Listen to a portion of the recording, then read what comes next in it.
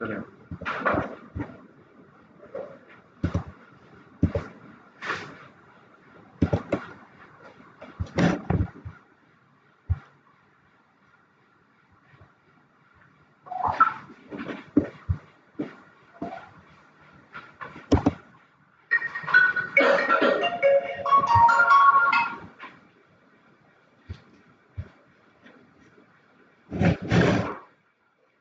अच्छा, जो JavaScript operators है ना, हम उसको बिल्कुल सिंपल लेके चलते हैं। बिल्कुल ये मैथमेटिकल ऑपरेटर्स होते हैं हमारे पास।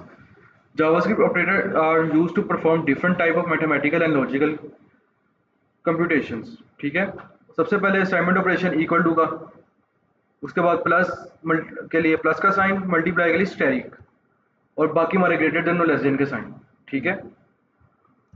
अब यहाँ पे सबसे पहले उसने एग्जांपल दी हुई है वेरी असाइन करने के लिए। ठीक है। वेरिएबल को वैल्यू असाइन करने के लिए वो किस तरह करते हैं हम, जिस तरह let x is equal to 5, जिस तरह कल मैंने आपको वेरिएबल डिक्लेरेशन बता दी थी सारी। प्लस का साइन आ गया, मल्टीप्लिकेशन का साइन आ गया, यहाँ पे दो वेरिएबल्स में वैल्यू स्टोर करके उसको मल्टीप्लाई किया हुआ है। ठीक है। उसके बाद अरिथमेटिक, आपको पता है ना, जब ब्रैकेट वाला हमारे पास होता था उसको सबसे पहले वो कंपाइल करता था, मतलब कि उसकी सबसे पहले कैलकुलेशन होती थी, देन उसके बाद उसके बाहर वाले को, मतलब कि यहाँ पे अगर दो वैल्यूज उसने प्लस किया है, उसके बाद प्लस करने के बाद इसके साथ मल्टीप्लाई करेगा। ठीक है। वरना वो डमास का जो रूल होता है वो अप्लाई होता है, पता है ना, डिवाइड मल्टीप्लाई। तो पहले वो मल्टीप्लिकेशन की तरफ आ जाएगा, देन एडिशन की तरफ आएगा 100 के साथ। तो इसलिए जो सी हमने मैथमेटिकल जो स्टेटमेंट पहले इसको एग्जीक्यूट करना है, तो उसको हम क्या करते हैं, राउंड ब्रैकेट के अंदर लिख के फिर हम उसको एग्जीक्यूट करते हैं। बाकी ये प्लस का साइन, माइनस का बता दिया, स्टैटिक का बता दिया। डबल स्टैटिक का क्या मतलब है, पावर। ठीक है। लेट में यहाँ पे आता हूँ, कंसोल डॉट लॉग। अभी मैंने किया 2 इंटू 2, या मैं इसको करता हूँ 5 इंटू 5। ठीक है। क्या आउटपुट होगी इसकी, 25 आई। अगर मैंने 5 की पावर 5 करनी है तो मैं डबल स्टैटिक लगा दूँ। ठीक है। 5 की पावर 5।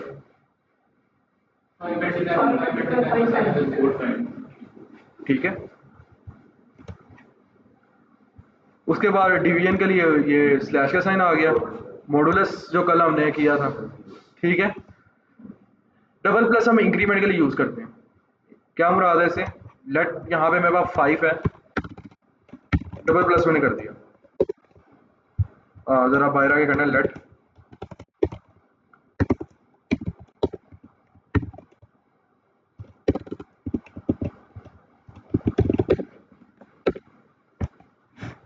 6 आ गया। मैं ऊपर वाला पहले कमेंट कर दूँ।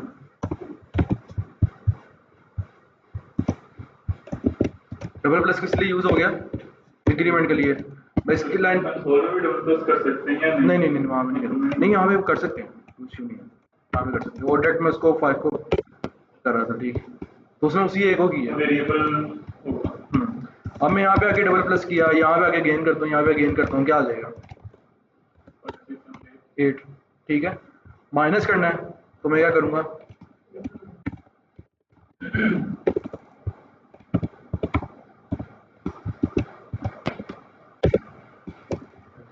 ठीक है।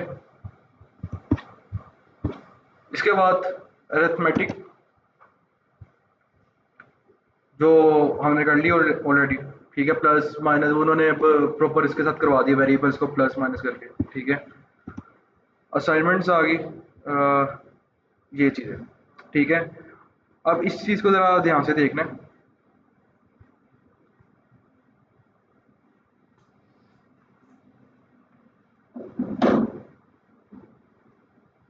Is equal to x is equal to y, same as x is equal to y. ठीक है। Plus is equal to, plus is equal to का क्या मतलब है,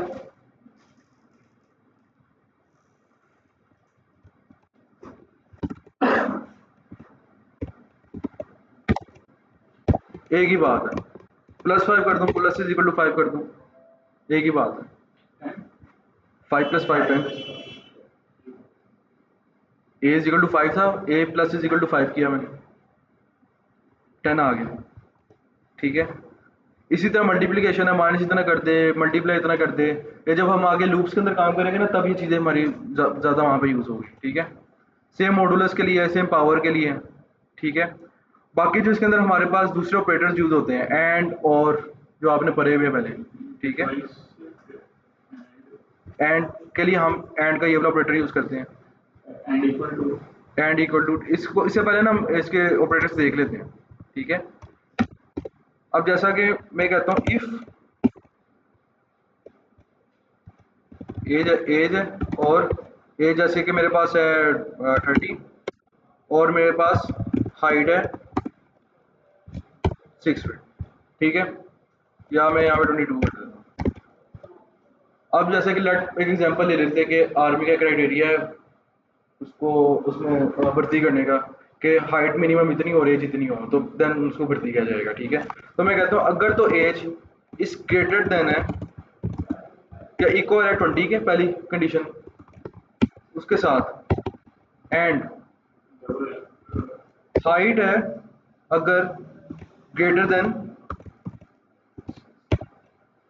5.5, ठीक है। कंसोल डॉट लॉग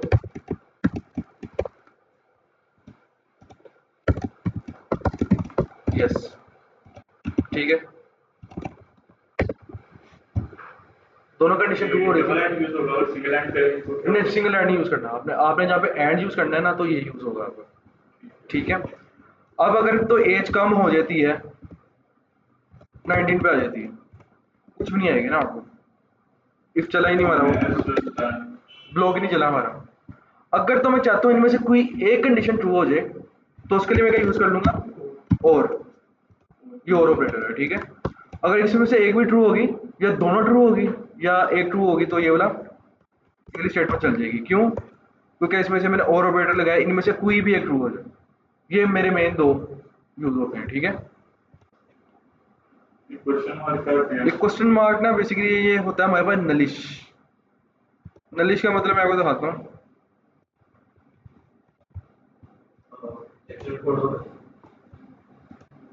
यस,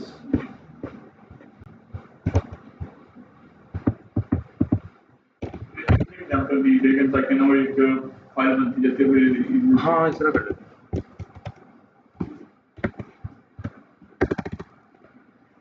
और जैसे कि इफ टू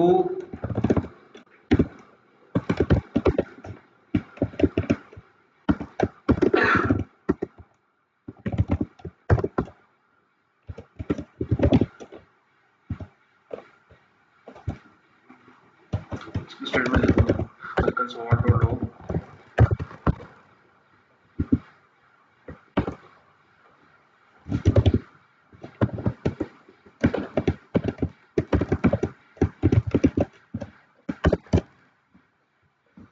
ट्रू है तो उसे ट्रू प्रिंट कर दिया, नहीं समझ। इसकी मैं एग्जांपल देता हूँ आपको, इसमें क्या ना ये रिमाइंडर आ गया, और इस तरह आप लॉजिकल इतना यूज भी नहीं होना। अच्छा ये वाला आ गया ना नलिश ऑपरेटर, ठीक है। तो इसका अगर मैं यहाँ पे एग्जांपल दिखाऊँ इसकी, अगर उन्होंने उसके साथ किया हुआ है HTML के साथ। अच्छा इसकी एग्जांपल देखो, डेफिनेशन देखते हैं। The operator is use between two values if the first value is undefined और null the second value is assigned,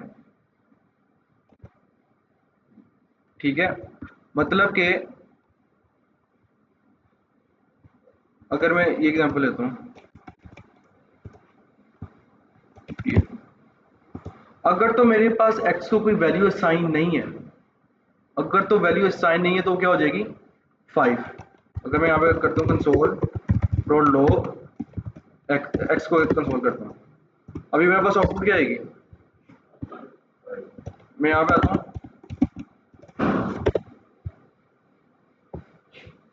आई समझ।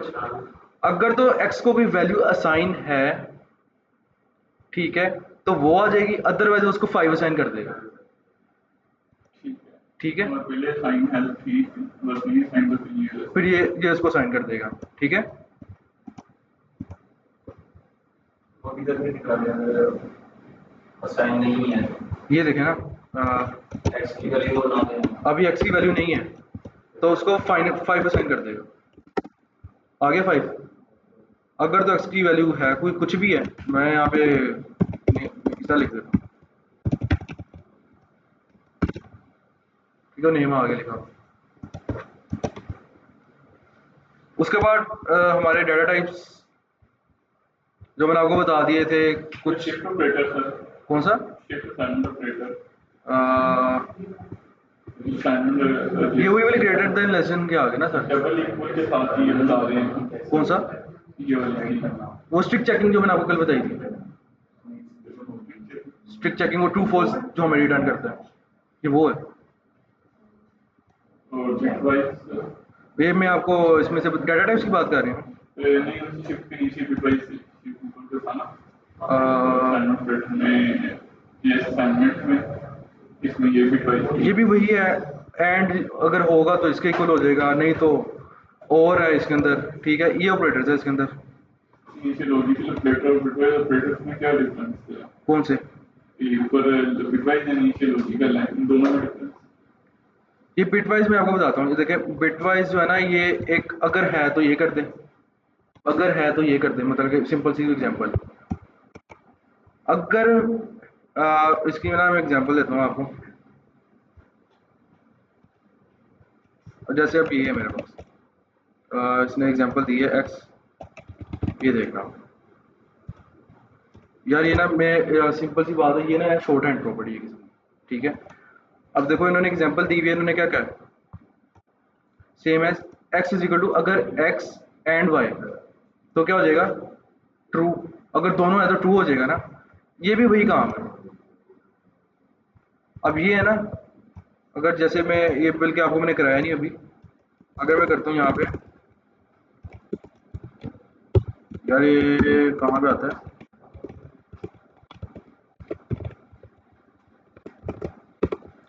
ये कैप किधर आ रहा है, मैंने इसको ऊपर शो नहीं कौन सा एंड? किया। यार ये वाला मैं यहाँ से कॉपी कर रहा ये होगा ये सिक्स के ऊपर है, हूँ। हाँ बस ठीक है। शिफ्ट प्लस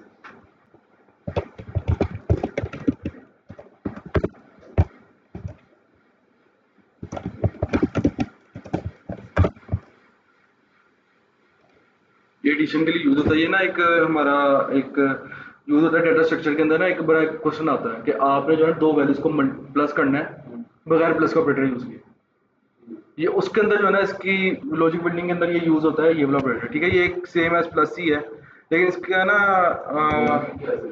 यार इसका नेम क्या है, इसका नेम क्योंकि मैंने खुद कभी यूज नहीं किया।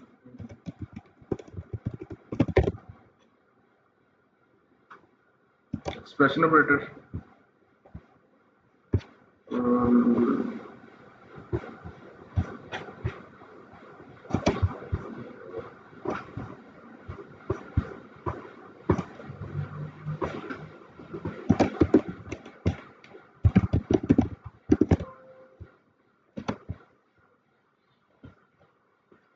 ये लिखा हुआ है,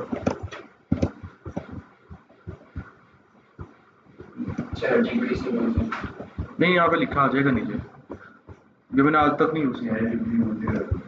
ये आ रहा है, the bitwise XOR gate assignment operator does a bitwise XOR operation on two operands and assign the result a variable, ठीक है।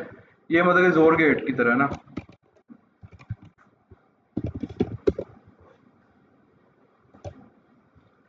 ट्रुथ टेबल,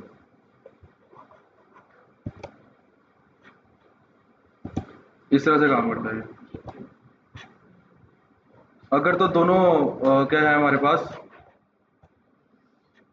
अगर दोनों फॉल्स है तो फॉल्स आएगी आउटपुट, अगर पहली फॉल्स है तो एक ट्रू है, मतलब कि दोनों में से एक ट्रू है तो ट्रू आएगी, अगर दोनों ट्रू है तो फॉल्स आएगी, दोनों अगर ट्रू है तो फॉल्स है, अगर दोनों फॉल्स है तो फॉल्स है, अगर दोनों में से एक ट्रू है तो ट्रू है। ये जोर जोर ऑपरेटर है, XOR। और नहीं है, और से डिफरेंट है। और का मतलब क्या होता है, कोई कोई भी एक इसमें से ठीक हो। अब इसमें से दोनों ट्रू है, अगर और ऑपरेटर होता तो इसकी आउटपुट 1 ही होती, ठीक है। ये एक्स और ऑपरेटर है तो इसका मतलब है इन दोनों का ट्रू है या दोनों फॉल्स है तो आपकी आउटपुट फॉल्स होगी।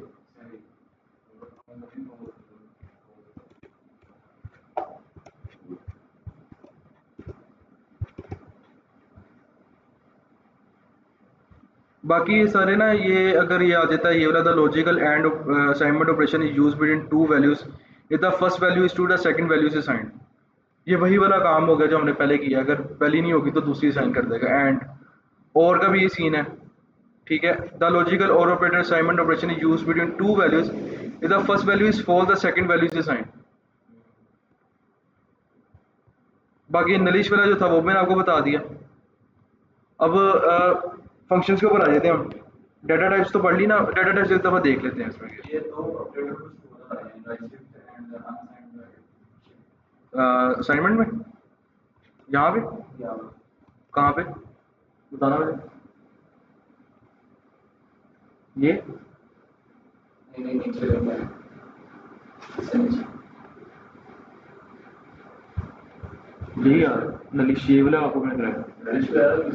डबल डिजिटल इसके ऊपर है। नहीं से ऊपर है ये वाला, ये और है लिखा हुआ उन्होंने ऊपर पूरी स्टेटमेंट लिखी हुई, the logical or operator. Centre में है, तो ऊपर ये कह रहे हैं। ये वाला कह रहे हो। जी the left shift assignment operator left shift as variable.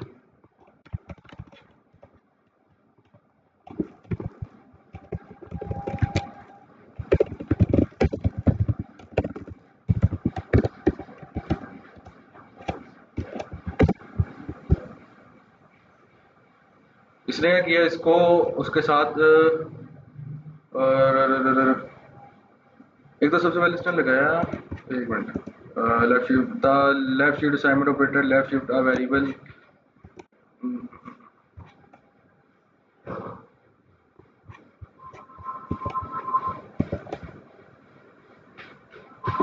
और अगर मैं इसको ज़्यादा कर देता हूँ,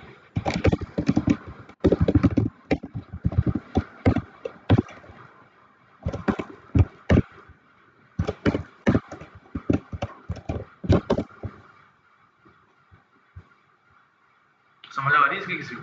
मुझे नहीं है ना, मैंने आज तक इसको यूज़ किया नहीं, फिर भी मेरे नॉलेज में आ जाएगी ना चीज़, आपको तो मैंने नहीं पढ़ी थी। नहीं, कहीं ना कहीं तो यूज़ केस होगा तभी तो बनाया उन्होंने, लेकिन मैंने अभी तक, मैं कह रहा हूँ मैंने अभी तक यूज़ नहीं किया उसे। ये ऑपरेटर की समझ लग गई ना तो फिर वो नहीं, ऑपरेटर जो है ना ये वाला ग्रेटर देन का, ग्रेटर देन वाला है ना ये। इसको बताओ किसे?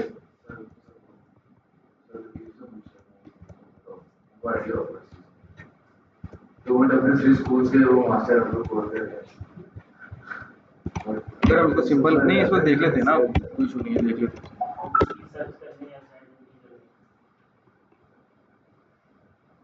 हमारे से एज आ रहा हाँ वो तो वो चेक लग गया ना, अगर तो x less than is equal to 5 है तो वो तो ट्रू फॉल्स चल गया ना हमारा, बात इसकी हो रही है। सर वो मेरे पास ये वैल्यूज को शिफ्ट पढ़ा था सी लैंग्वेज में, मुझे याद नहीं आ रहा। अच्छा ये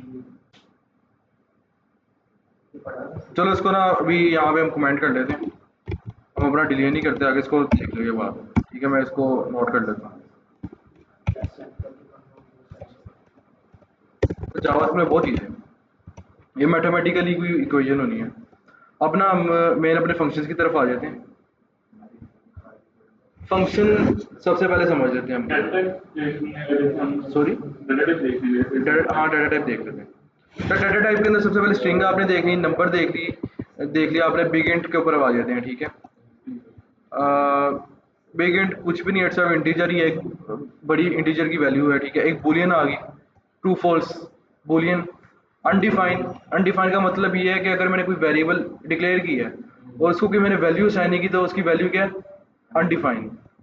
नल का मतलब है उसमें कुछ है ही नहीं, डिफाइन किया उसके अंदर मैंने नल, इनिशियली उसके अंदर नल रखा हुआ है, बाद में कल को मैंने कोई वैल्यूज को असाइन करनी है वो मैं कर दूंगा। बाकी सिंपल ऑब्जेक्ट हम नीचे देखते हैं। सबसे पहले हमारे पास ये नंबर का आ गया। अच्छा ये 7.5 है ना, ये भी नंबर ही कंसीडर होता है, ठीक है। अगर हमने इसको एज अ फ्लोट कंसीडर कहीं भी करना है तो उसको हम पार्ट्स फ्लोट करते हैं, हमारा एक फंक्शन होता है पार्ट्स फ्लोट का, उसको यूज़ करेंगे हम। उसके बाद कलर आ गए, ये स्ट्रिंग आ गई, बूलियन टाइप आ गई आपकी, ऑब्जेक्ट्स मैंने आपको करा दिए, रेज मैंने आपको करा दी, और ये हमारे पास ना डेट्स होती है, डेट ऑब्जेक्ट। ये क्या करेगा, मैं यहाँ पे आता हूँ, कंसोल डॉट लॉग डेट।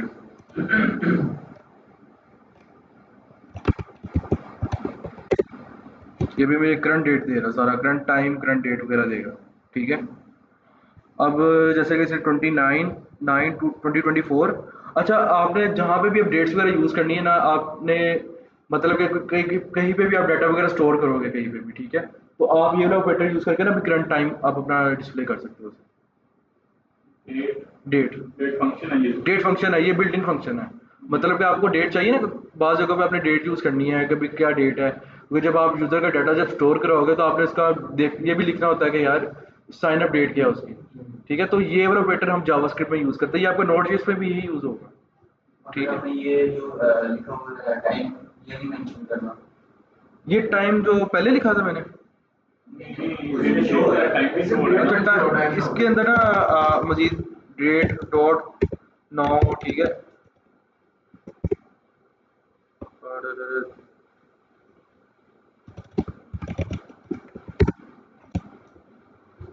अच्छा अब ये वाला भी फॉर्मेट हमारे पास यूज़ होता है, ये रीडेबल नहीं है हमारे लिए इतना, ठीक है।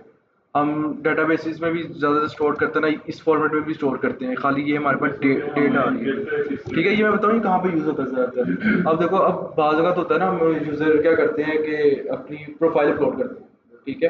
अब मेरे पास जो फाइल पड़ी हुई थी ना, मेरे पास उसका नाम लिखा था फिजान डॉट जेपीजी। अब एक और भैया फिजान साहब, ठीक है, उनका भी नाम था फिजान डॉट जेपीजी, ठीक है, उन्होंने अपलोड कर दिया। अब कल को जब इस सर्वर के ऊपर अपलोड होगी, उसका एक रेफरेंस बनेगा किसके साथ, मेरे साथ डाटाबेस के अंदर। डाटाबेस में जब ऑब्जेक्ट बन गया ना, अब देखो जब हमारे पास बैकएंड के ऊपर जब इमेज अपलोड होती है ना, बैकएंड के ऊपर ना हमारा एक फोल्डर बना होता है, उस फोल्डर के अंदर जाके क्या होता है कि हमारी फाइल जाके सेव होती है। पहले ये वाला स्टैंड समझना है, जब मैंने अपनी प्रोफाइल साइनअप की, मेरी इमेज अपलोड हुई, इमेज जब अपलोड हुई तो मेरा जाके बैकएंड के ऊपर एक फोल्डर बना, फोल्डर के अंदर जाके मेरी इमेज सेव हुई, और इमेज का नेम मेरा डाटाबेस में स्टोर हुआ। इमेज स्टोर नहीं होती, इमेज का नेम स्टोर होता है।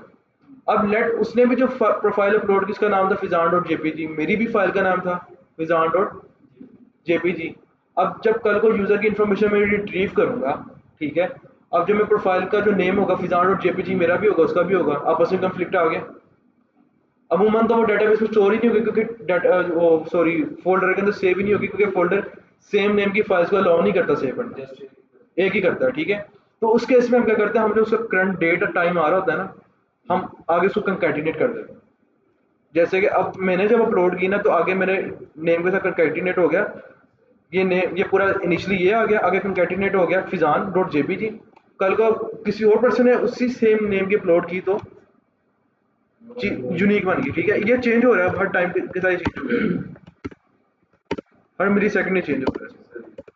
अगर मैं इसके ऊपर कोई फॉर लूप भी लगा दूं, चेंज हो गया, digit change. Date change, digit change, ये रिपीट हो ही नहीं सकता, क्योंकि पास के ये गुजर गया, ये कभी भी रिपीट नहीं होगा। ये उस स्पेसिफिक टाइम मिली सेकेंड्स का पार्ट था जो उसने यहाँ पे शो किया, ठीक है। इसके अलावा इसके अंदर और भी काफ़ी चीज़ होती है, डेट डॉट यूटीसी, यूटीसी का पता है ना यार, यूटीसी ना हमारे पास ये डेट टाइम के ना कुछ फॉर्मेट्स होते हैं। अब जैसे कि जो एक बंदा अमेरिका में बैठा है, उसका कोई और उसका टाइम जोन है, हम किसी और टाइम जोन में बैठे हुए, फलां पर्सन की और टाइम जोन में बैठा हुआ है, ठीक है। अब ये इसने क्या लिखा हुआ है, return the number of millisecond between the midnight January 1 1970 universal coordinate, एक यूनिवर्सल कोऑर्डिनेट होता है ये, ठीक है। एक हमारा जीएमटी टाइम होता है, एक यूनिवर्सल होता है, ये यूनिवर्सल को कंसीडर करता है। और जब कल को आप कोई ऐप लॉन्च करोगे ना यूनिवर्सल लेवल के ऊपर, ग्लोबली आप लॉन्च करोगे, सबसे ज़्यादा जो आपको इश्यूज फेस करने को मिलेगा वो आपको डेट्स के साथ यूज फेस करने को मिलेगा। ठीक है। अब मैं एग्जांपल लेता हूँ, मैं इस वक्त पाकिस्तान में बैठा हूँ, इस वक्त टाइम यहाँ पे हो रहा है 2:30 बज रहे हैं, ठीक है। अमेरिका में इस वक्त रात है, ठीक है। अब मैंने कोई एक ऑफर चलानी है, ठीक है, जो मेरी चलनी है कोई घंटे के लिए। अब मैंने टाइम सेलेक्ट कर लिया भाई 2 घंटे ये ऑफर चलेगी, 2 घंटे ऑफर चलेगी, कब से? 3 बजे से लेके 5 बजे तक। अगर अपने जो डेट टाइम जोन अपना सेलेक्ट किया हुआ लोकल, अब जो मेरे ऑफर चलेगी मेरी लोकल चल रही होगी, ठीक है। लोकल मैंने टाइम का सेट किया था 3 से 5 का, 3 से 5 का। अब जो अमेरिका में बंदा बैठा है उसका क्या टाइम है? उसको भी तो दिखानी है। अभी मैं ऑफर चला रहा हूँ तो उसका उस टाइम जोन के मुताबिक उसका रात को शो होनी चाहिए उसके अंदर। लेकिन उसके भी टाइम जोन के अकॉर्डिंग क्या आ रही होगी उसके दिन की, 3 से 5 की, ठीक है। अब उस टाइम जोन के एग्जिस्ट ही नहीं करता, ठीक है, तो ऑफर उसको शो नहीं होगी। क्यों? क्योंकि उसके रात के 12 बज रहे, फायदा नहीं होगा। तो एक चीज अभी से नोट कर लेनी है, जो डे टाइम्स वगैरह है ना आपकी, आपको उसके साथ स्ट्रगल करनी पड़ेगी कल को, कि अगर आपने कोई ग्लोबली लॉन्च करनी। पाकिस्तान में चल रही, पाकिस्तान का एक ही कराची का जो टाइम जोन है वही चलता है, ठीक है, तो उसके ऊपर इतना प्रॉब्लम नहीं होगा। लेकिन जब आप ग्लोबली काम करोगे, ग्लोबली काम करते हुए आपको ये टाइम जोन के साथ बड़ा प्ले करना पड़ेगा।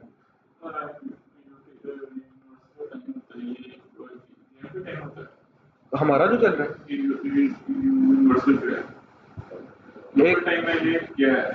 सॉरी, ये यूटीसी कौन सा टाइम है? यूटीसी, अब देखो ना, मैं यहाँ पे आता हूँ, यूटीसी टाइम रहता है, यूटीसी टाइम,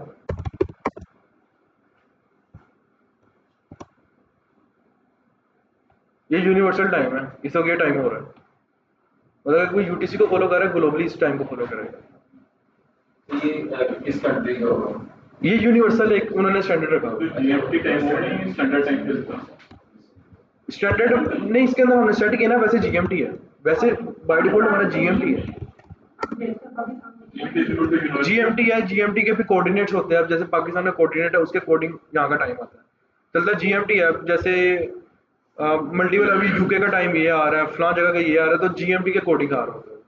जीएमटी के अंदर हमने कोऑर्डिनेट, यूनिवर्सल सेम है। नहीं नहीं, सेपरेट है। जीएमटी हमारा कोऑर्डिनेट्स वाइज चलता है, इस कोऑर्डिनेट में ये टाइम होगा, उस कोऑर्डिनेट में ये टाइम होगा। यूटीसी एक ग्लोबली उन्होंने एक टाइम का स्टैंडर्ड रखा हुआ है जो यूनिवर्सली चलता है। अब आप अंटार्कटिका में चले जाओगे ना, वहाँ पे कोई टाइम जोन नहीं। आपने अपनी घड़ी पे 4 बजे आने, 4 बजे आ लो। आपने 10 बजे आने, आप जो सा मर्जी टाइम जोन आप फॉलो करो, वहाँ पे चलता है अंटार्कटिका, ठीक है। लेकिन अब रीजन वाइज जब आप आते हो तो रीजन वाइज यूनिवर्सल टाइम में 10 बजे है। बाकी कंट्री अमेरिका में क्या होगा, पाकिस्तान में क्या होगा, डिफरेंस? डिफरेंस है, ये डिफरेंट है। अब अमेरिका में कुछ किसी कंट्री का तो टाइम होगा ना यूनिवर्सल? नहीं, हाँ हो सकता है कोई मैच करता हो उसके साथ, कोई हो सकता है मैच करता हो उसके साथ। अब जैसे जीएमटी टाइम दे रहा है ये मुझे,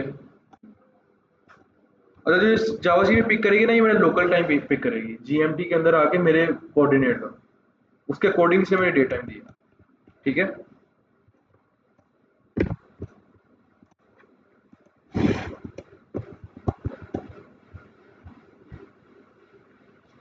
फंक्शंस कर लें अब। अच्छा, अब ना हमारे ना फंक्शंस दो किस्म के होते हैं। एक एरो फंक्शन होते हैं, जो कल हमने एरो बनाया था 4 इंच के अंदर। एक एरो फंक्शन होते हैं, एक ट्रेडिशनल प्योर फंक्शन होते हैं, नॉर्मल फंक्शन, ठीक है। फंक्शन लिखने का ना पर्पस क्या होता है? फंक्शन कोई भी स्पेसिफिक फंक्शनैलिटी के लिए हम लिखते हैं। लेट एक मेरा फंक्शन है वो रिस्पॉन्सिबल है कैलकुलेशन के लिए, एक मेरा फंक्शन है वो रिस्पॉन्सिबल है डाटा फिल्ट्रेशन के लिए, एक मेरा फंक्शन है फला कोई भी फंक्शनैलिटी मेरे से परफॉर्म करानी है, मैं सेपरेट कर लेता हूँ। अब जैसे कि अब मैं अभी तक काम करता रहा, मैंने प्लस करना है, मैंने कैलकुलेशन करनी है, ठीक है। मैं क्या करता हूँ, मैं पहले एक वेरिएबल डिक्लेयर करता हूँ, वेरिएबल डिक्लेयर करने के बाद उसको एक वैल्यू साइन करता हूँ, वैल्यू साइन करने के बाद मैं अपनी आउटपुट लेता हूँ, ठीक है। अब मैंने कोई और कैलकुलेशन करनी है, मुझे अगेन एक कोड लिखना पड़ेगा, कहीं और फिर से करनी, फिर से कोड लिखना पड़ेगा मुझे, फिर से एडिशन करना पड़ेगा। मैं क्या करता हूँ कि एक फंक्शन बना लेता हूँ जो कि रिस्पॉन्सिबल होगा यही स्पेसिफिक टास्क के लिए। जैसे कि एक मैंने फंक्शन बना लिया सम का, उसका काम होगा सिर्फ सम करना, ठीक है। उसका तरीकेकार क्या है? फंक्शन लिखना है, फंक्शन फंक्शन का आपने नेम लिखना है, सम का फंक्शन, राउंड ब्रैकेट, ये आपका फंक्शन है, ठीक है। अब ये फंक्शन ना आर्गुमेंट्स लेता है इस राउंड ब्रैकेट के अंदर। आर्गुमेंट्स का क्या मतलब है, इसमें कोई वैल्यूज में पास करूंगा, करके दिखाता हूँ। जैसे कि मैंने दो वैल्यूज का सम कराना है, एक मेरी वैल्यू होगी ए और एक मेरी वैल्यू होगी बी, ये एक वेरिएबल डिक्लेयर करता हूँ, ठीक है। इसके बाद मैं कराऊंगा कंसोल डॉट लॉग ए प्लस बी है ना मेरा। या अगर मैं इसको इस तरह लिख दूं, const addition is equal to a plus b, और मैं जो एडिशन है इस वेरिएबल को यहाँ पे लिख दूँ, एक ही बात है ना। अब मेरा फंक्शन बन गया, अब ये रिस्पॉन्सिबल है कैलकुलेशन के लिए मुझे, ठीक है। अभी मैं अपने कोड को रन करूंगा, कुछ नहीं आएगा, क्योंकि अभी मैंने फंक्शन असाइन नहीं की।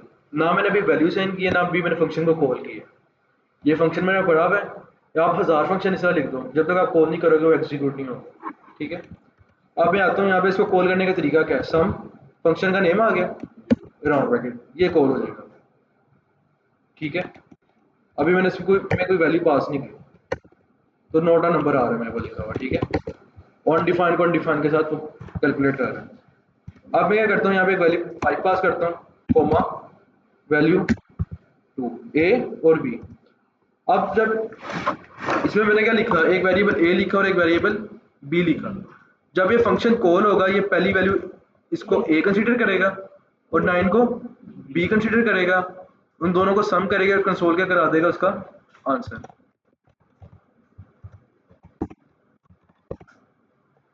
यहाँ पे कोई एक्स वाई भी लिख सकते हैं, कहाँ पे, ऊपर एक्स वाई डिफाइन करके नीचे एक्स वाई लिख दें।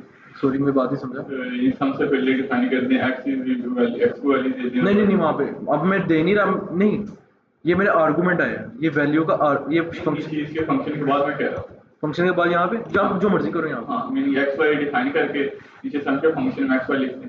हाँ आप एक्स इज इक्वल टू, ऊपर भी लिख सकते हैं। हाँ आप एक्स इज इक्वल टू यहाँ पे डिफाइन उनको एक ही बात है, लेकिन करने की जरूरत है, हम डायरेक्ट पास कर देंगे उसके अंदर।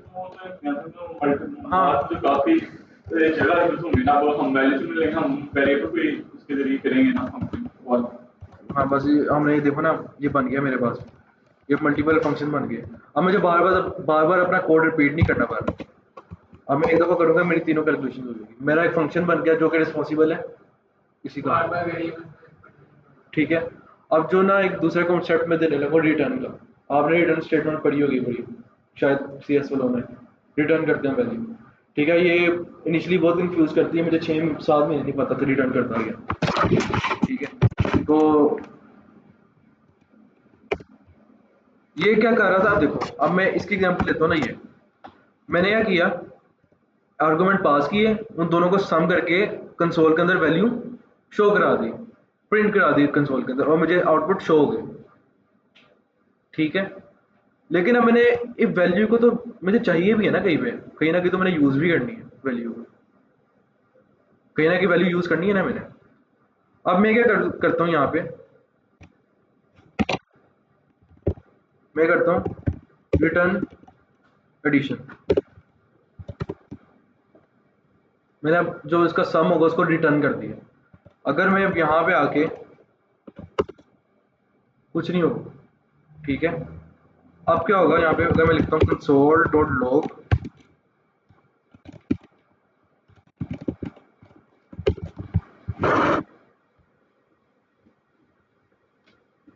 Is equal to sum function call करते हैं। अब रिटर्न, अब जो मैं रिटर्न करूंगा ना यहाँ पे वो प्रिंट होगा। लेट अगर मैं कुछ भी नहीं करता, यहाँ पे आके मैं यहाँ पे हेलो ले लेता, मुझे हेलो प्रिंट कर देगा। रिटर्न किया है मैंने, ये वैल्यू रिटर्न किया है, इसमें मैं ऑब्जेक्ट रिटर्न करूँ, अरे रिटर्न करूँ, जो मर्जी करूँ, ये मेरी मर्जी है। मैंने क्या स्पेसिफिक फंक्शन बनाया था सम के लिए, तो मैंने इस तरह किया। अब जैसे कल को मैंने कैलकुलेशन करनी है, ठीक है, और यहाँ पे आगे मैं करता हूँ कि जैसे कि मैं कहता हूँ const add is equal to,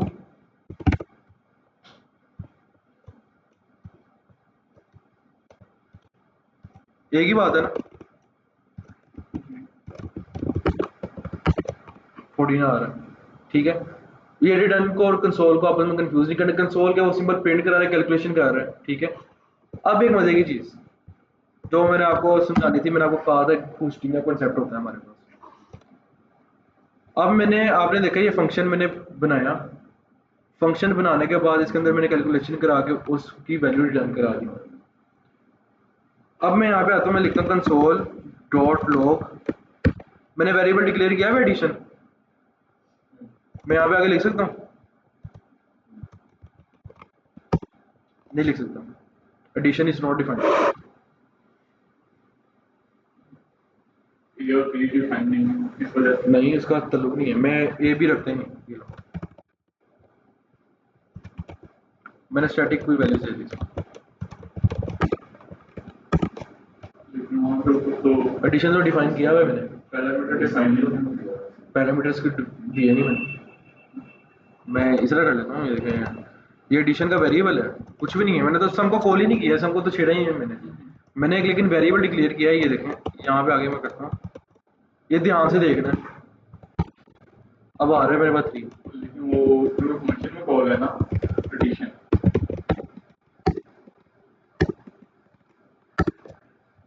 ये हमारा होता है ब्लॉक स्कोप। एक हमारे पास ग्लोबल स्कोप होता है और एक हमारे पास होता है ब्लॉक स्कोप। जो चीज मैंने फंक्शन के अंदर लिख दी है ना, उसका स्कोप है ब्लॉक, वो फंक्शन के अंदर अंदर ही एक्सेसिबल है बस, उसका उसके बाहर से कोई लिंक नहीं है। ठीक है, अगर मैं यहाँ पे आगे लिखता हूँ const addition is equal to 5,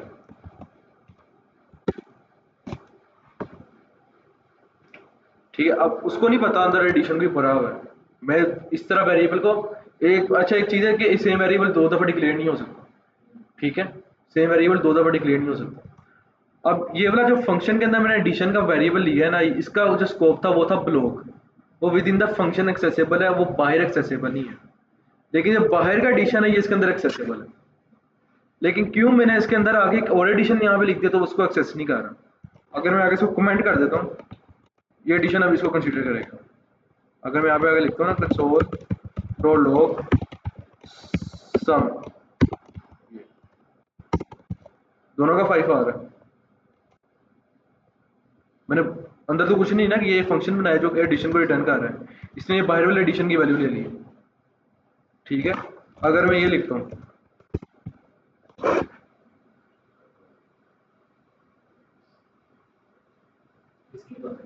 ये तो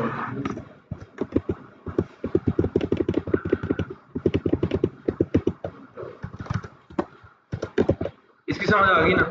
ये दोनों चीजें ना थोड़ी सी ये करेगी, मैं शुरू में करती है। सम का फंक्शन बनाया, उसके अंदर मैंने एक वेरिएबल डिक्लेयर किया एडिशन के नाम। अब मैंने आपको एक चीज बता दी कि जो एडिशन है ना, ये जैसे एक्सेसिबल है किसके अंदर, जैसे एक्सेसिबल है फंक्शन के अंदर, फंक्शन से बाहर वो एक्सेसिबल नहीं है, क्योंकि जब मैं यहाँ पे आके इसको कंसोल कर रहा हूँ तो वो उसको अनडिफाइन कर रहा है, इस तरह को वेरिएबल डिफाइन ही नहीं किया। मैं बाहर आता हूँ, मैं बाहर आके एक कांस्टेंट डिक्लेयर कर देता हूँ एडिशन आप, मैंने ये लिख दिया। ठीक है, अब देखो मैं कंट्रोल के ऊपर क्लिक कर रहा हूँ, ये किसके ऊपर मुझे रेफर कर रहा है, इसके ऊपर। ठीक है, ये इसके ऊपर जा रहा है। अब उसको नहीं पता फंक्शन के अंदर कुछ भी लिखा हुआ है, उसको फंक्शन से कोई लेना देना नहीं है। वो मेन फाइल के अंदर देख रहा है कि अभी एडिशन नाम का वेरिएबल है तो उसको प्रिंट कराएगा यहाँ पे। ठीक है, ये बात क्लियर है? ये बात इसका पता लग गया, ये वाला एडिशन इसके अंदर अंदर तक के लिए और ये वाला एडिशन बाहर तक के लिए। वो ब्लॉक में आ रहा है। ये ब्लॉक स्कोप है, इसका ये ग्लोबल स्कोप है, ये ग्लोबल स्कोप है। ठीक है, अब मैंने क्या किया, मैंने यहाँ पे आके ये एडिशन खत्म कर दिया। अब वो देख रहा है भाई एडिशन नाम का वेरिएबल रिटर्न मैंने करना है किधर। अब उसको अपने अंदर तो कहीं मिला नहीं, अब वो चला गया ग्लोबली देख, बाहर आउट ऑफ द फंक्शन तो देखने चला गया कि भाई आउट ऑफ द फंक्शन कहीं पे वेरिएबल एग्जिस्ट करता है, तब उसने उसको उसकी वैल्यू साइन कर दी। आई समझ? अब क्या होगा, मैं यहाँ पे आता हूँ, यहाँ पे आके सम को कॉल कर, अब जब मैं सम को कॉल कर रहा हूँ और जब का सम का फंक्शन कॉल होगा वो लाइन बाय लाइन एग्जीक्यूट करना शुरू करेगा उसको फंक्शन को। पहली लाइन पे आएगा उसको कुछ मिलेगा ही नहीं, अगली लाइन पे आएगा वो कहेगा भाई एडिशन को रिटर्न करना है, एडिशन वेरिएबल के अंदर जो वैल्यू उसको रिटर्न करना है, ठीक है। अब इसको उसके अंदर देखेगा पहले अपने लोकल स्कोप के अंदर, अपने लोकल स्कोप के अंदर देखेगा फंक्शन के अंदर कि एडिशन नाम का कोई वेरिएबल है, नहीं है तो वो क्या वहां पे चला जाएगा ग्लोबली बाहर फाइल में चला जाएगा। और जब वहां पे जाएगा वहां पे उसको क्या मिलेगा, एडिशन वाला इज इक्वल टू 5 मिलेगा, तब वो क्या करेगा 5 प्रिंट कर देगा। लेकिन अगर मैं यहाँ पे आके इसके अंदर भी एडिशन एक लिख दिया मैंने, अब वो प्रायोरिटी किसको देगा, लोकल को देगा, और लोकली अपने विद इन द फंक्शन देखेगा कि इस लोकल स्कोप के अंदर कोई वेरिएबल एडिशन नाम का पड़ा हुआ है, क्या वैल्यू उसकी 3 है, वो उसको प्रिंट करा देगा। ये क्या रीजन है? पहले वो प्रिंट नहीं कर रहा था किसी लेकिन जब आपको आउट ऑफ ग्लोबली में चले गए हैं तो उसके बाद ये फंक्शन आपने यानी कि कंटिन्यू किया फिर उसने प्रिंट कर दिया। मैं बात ही समझा, सेम पहले भी तो यही चलेगी सॉल्यूशन। नहीं पहले जब प्रिंट नहीं हो रहा था, जी पहले जब प्रिंट नहीं ना हो रहा था तब ये देखो ये एडिशन ये बाहर वाला नहीं था, ये ब्लॉक में है फंक्शन वाला। ये जब है ना ये फंक्शन ये ब्लॉक स्कोप के अंदर है। अब मैं एक सम को कॉल कर रहा लोकल हूँ, वेरिएबल को हम आउट ऑफ फंक्शन कॉल नहीं कर सकते। लोकल वेरिएबल को हम एक्सेस नहीं कर सकते फंक्शन के डायरेक्टली। अब ये सम है ना, ये सम रिटर्न कर रहा है एडिशन को। अब ये जो यहाँ पे मैं एडिशन नाम के वेरिएबल को सर्च कर रहा हूँ और वो फंक्शन के अंदर जाके नहीं दिखेगा कि वहाँ पे वेरिएबल है कि नहीं, वो आउट ऑफ द फंक्शन दिखेगा, ये मेरी फाइल के अंदर ढूंढ रहा है एडिशन नाम का कुछ है कि नहीं। अब जब मैं यहाँ पे आके आप इसको कंसोल करा रहा हूँ तब मुझे वो कह रहा है कि भाई addition is not defined. Concept समझ आ गया? ये बहुत इंपॉर्टेंट है, अगर नहीं आया तो बता दो। ये इसकी प्रैक्टिस करनी पड़ेगी। नहीं कॉन्सेप्ट यही है, कॉन्सेप्ट यही है, ठीक है। आपने बस कॉन्सेप्ट लेना है इसका, ब्लॉक पर यानी कि ग्लोबली नहीं है। लोकल और ब्लॉक्स को आगे समझ।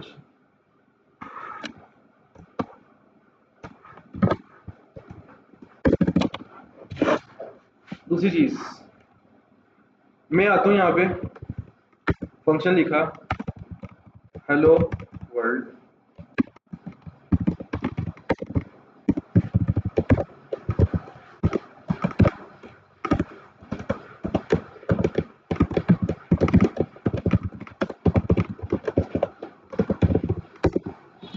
अब ये फंक्शन किसके लिए रिस्पॉन्सिबल है, हेलो वर्ल्ड प्रिंट कराने के लिए। जहां पे कॉल करूंगा हेलो वर्ल्ड प्रिंट कर देगा। मैं इसको 10 दफा कर दूं, जितनी दफा मर्जी कर दूं, हेलो वर्ल्ड प्रिंट करा देगा, मुझे बार बार लिखना नहीं पड़ रहा, ठीक है। अब देखो, अब एक चीज नोट करनी है आप, फंक्शन मैंने पहले ही डिक्लेयर किया, बाद में उसको मैंने कॉल किया।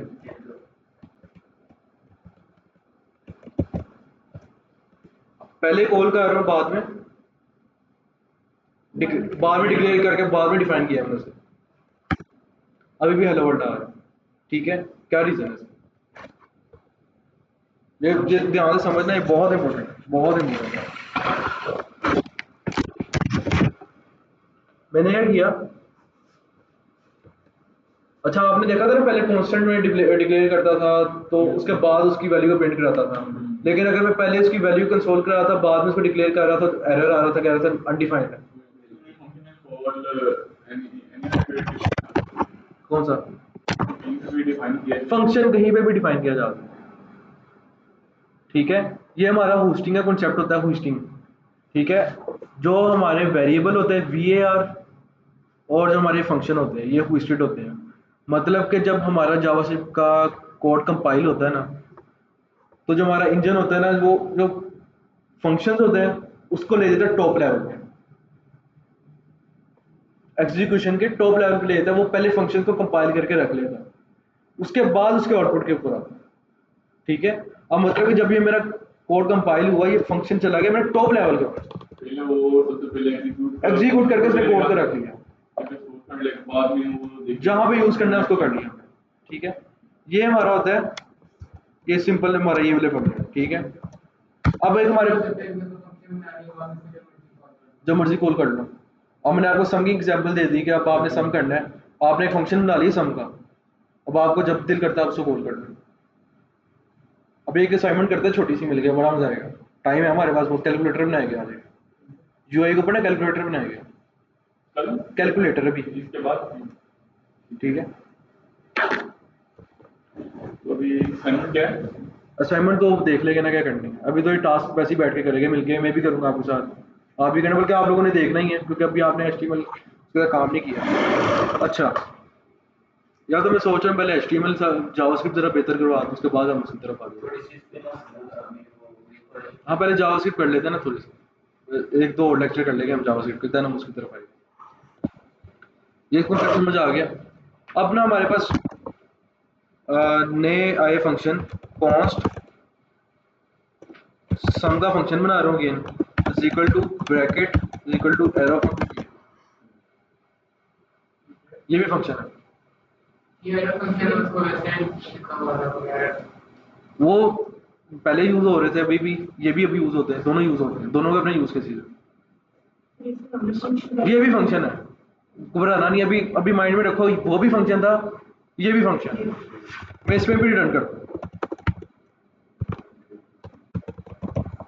कॉन्स्ट एक Constant टाइप डिफाइन करती है। डाटा टाइप है, सम है। इस फंक्शन को हम मैंने क्या बताया, const sum is equal to क्या है, फंक्शन नेम हमारे सामने जो फंक्शन नेम है, ये सम जो फंक्शन नेम, फंक्शन नेम है, इक्वल के बाद अंदर पैरामीटर्स आ गए। ये पैरामीटर आएगा, ये फंक्शन में बता दिए, इज इक्वल टू फंक्शन है, इज इक्वल टू ये मेरा एरो बन रहा है, ये is equal to greater than, इसको आपने एरो कंसीडर करना, ठीक है। वो सिंटैक्स क्या है? और मैं इसमें 2 और 4 पास कर रहा हूँ, और यहाँ पे ए और बी मैंने वेरिएबल लिया ना नीचे, मैंने ये लिख दिया कंसोल डॉट लॉग, मैंने सम के अंदर लिख रहा है ना, इसे मेथड लिख रहा हूँ।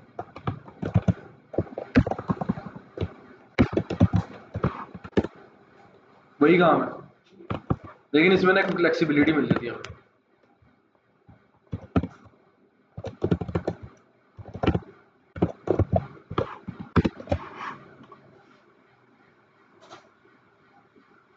रिटर्न लिखने की जरूरत ही ना पड़ी, ये काम हमारा ज़रा आसान हो जाता है इसमें।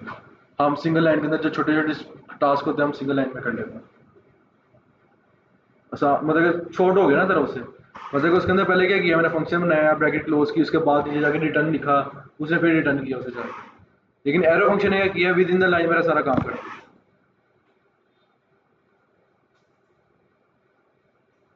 लेकिन इसमें मसला है,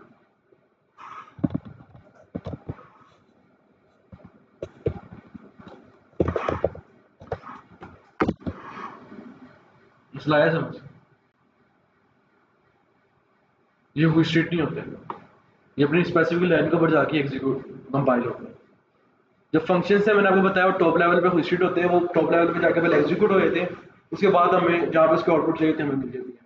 लेकिन इसके अंदर क्या है, ये हुई स्ट्रीट नहीं है, ये अपनी लाइन पे है, मतलब कि जब मैंने इसको यूज करना है पहले इसको डिफाइन करना है, उसके बाद उसको मैंने कॉल करना है।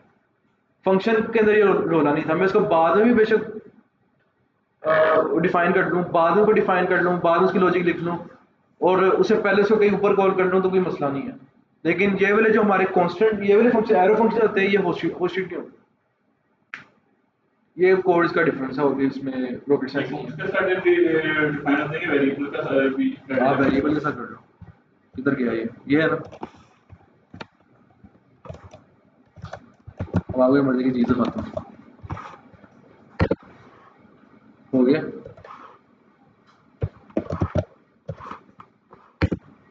नहीं इसमें नहीं है, ठीक है, वेरिएबल के साथ करने में मसला नहीं है, लेकिन याद रखना कांस्टेंट ही यूज करने हैं बाद में, वेरिएबल जहाँ भी यूज करने हैं तो हम देखेंगे कहाँ पे यूज करने हैं, ठीक है। जैसे हम लेफ्ट और का सेम ही है। लेट, हाँ अब मैं एक चीज हूँ आपको, उसके डेटाबेस मोस्ट ऑफ चीजें मेरे ख्याल से वेरिएबल के जरिए यूज नहीं करते हैं। क्या चीज, डेटाबेस वेरिएबल के साथ नहीं कौन से कौन सी होती है, डेटाबेस करेगा नहीं भाई, उसके बाद देख लेंगे उसको, तब तब के कंसेप्ट आपके लिए, अभी ये देख तो कौन से हम इसलिए होता है कौन से वेरिएबल समटाइम हम एक वेरिएबल चेंज वैल्यूज स्टोर उसकी चेंज होती रहती है, उससे साइज लेस रहता है। नहीं कोई मसला नहीं होगा उसमें। होता है, आपकी बात ठीक है कि आप कह रहे हो ये डिक्लेयर ना करें, आप उसी को मैनिपुलेट करिए, कोई मसला नहीं। वेरिएबल्स वो वैल्यू फिर पूरी स्पेस का यूज होता है। चलो आज ना ऐसे करते हैं, कैलकुलेटर कर लेते हैं, कल जावास्क्रिप्ट हम कर लेंगे, ताकि ना एक दफ़ा आपको यूआई के साथ मजा, एक दफ़ा शशका ले लेंगे भाई। ठीक है, जरा देख ले मैं यूआई क्या है। ठीक है, आप कुछ नहीं वो करते। नीचे करके सेव कर दो, ऊपर वाला नीचे कर दो। कंट्रोल की लिंक ये ये बस यहाँ फंक्शन की साथ ऑल ठीक है, इसका कोई मसला नहीं है। आते हैं भाई अपना ना यहाँ पे एक फोल्डर बनाते हैं,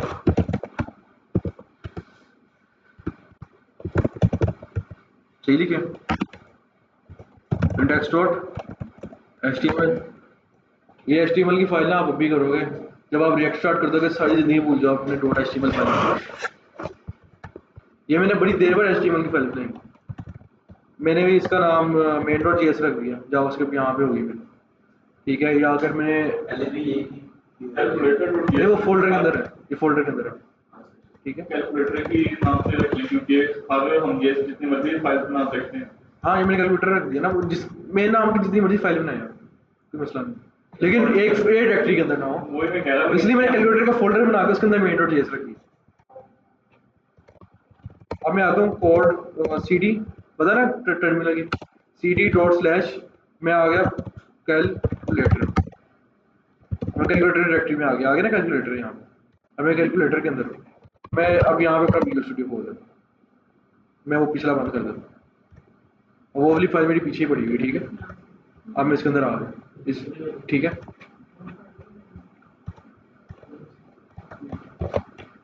क्या कहते हैं इसे, बॉयलर प्लेट, बॉयलर प्लेट पता ना, इसको बॉयलर प्लेट कहते हैं। या आपसे इंटरव्यू में निचली पूछेंगे बॉयलर प्लेट क्या होती है, बॉयलर प्लेट, ये लो।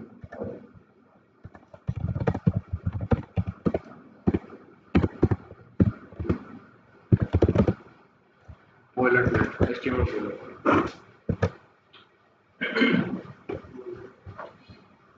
ये बॉयलर प्लेट है ना, इसके अंदर हमारी एचटीएमएल यहाँ पे लिखी जाती है बॉडी के अंदर। ठीक है,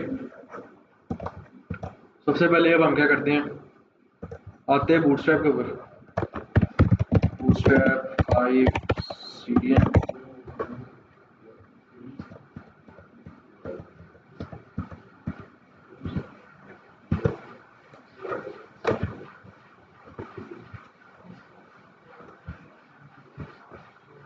सारे लगाएगा ना, ये यूज कर लेते,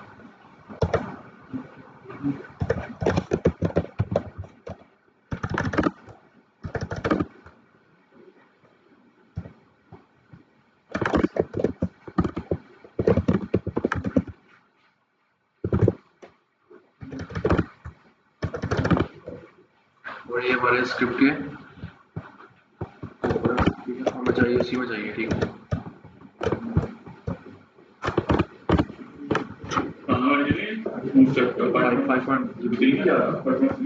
थ्री खैर है, मसला नहीं है भाई। ठीक है, और दूसरा क्या करते गो लाइव, पता है यार, ये एक्सटेंशन आप डाउनलोड कर लो, लाइव सर्वर, ये आप क्या करते हो, आप सेव करते हो फिर रिलोड करते हो ना जाके, नहीं मैं पूछ रहा हूँ, आप रिलोड करते हो, आपको करने की जरूरत नहीं पड़ेगी, अभी लाइव सर्वर की एक्सटेंशन डाउनलोड कर लो। खैर है यार, ये भी बड़ी अच्छी है, लाइव रिव्यू कर लो यार, कुछ नहीं होता, नाराज भी हो रहे हो, कोई भी कर लो, सर्वर नहीं आ रहा है लाइव सर्वर, हाँ लाइव सर्वर ही कर लो, कुछ नहीं होता, ये भी बड़ी ट्रस्टेबल है। उसके बाद क्या करना है आपके पास ना, जब आप इंडेक्स डॉट एचटीएमएल की फाइल खोलोगे ना, नीचे आपको ना गो लाइव का ऑप्शन आ रहा होगा, गो लाइव पे क्लिक करना है, ये आपकी पोर्ट स्टार्ट हो जाएगी एक ये वाली, और आपकी फाइल यहाँ पे सर्व हो रही है। आपने यहाँ पे आगे क्या लिखा, मैंने बस ये कंट्रोल सेव किया, ब्राउजर रिलोड करने की जरूरत नहीं पड़ी मुझे, रिलोड नहीं करना। वो आप सेव करो, फाइल सेव करो, यहाँ पे अपडेट खुद करते हैं। अच्छा वो लाइव की वजह से टाइम बचा ना, जरा आप पेज रिलोड करो, टाइम बचाना है, टाइम बड़ा करना है।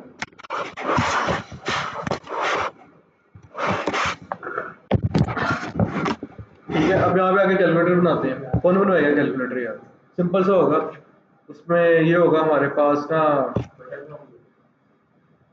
2 इनपुट फील्ड होगी, 2 भी सिंपल रख देना, दो इनपुट फील्ड होगी, इन दोनों के ऊपर हमने प्लस या माइनस करना है, सिंपल। बनाया हुआ था फर्स्ट डे फर्स्ट मैसेज नहीं वो इंटरफेस के साथ नहीं ना बनाया, वो तो रिपीट हो जाता है आज, ठीक है।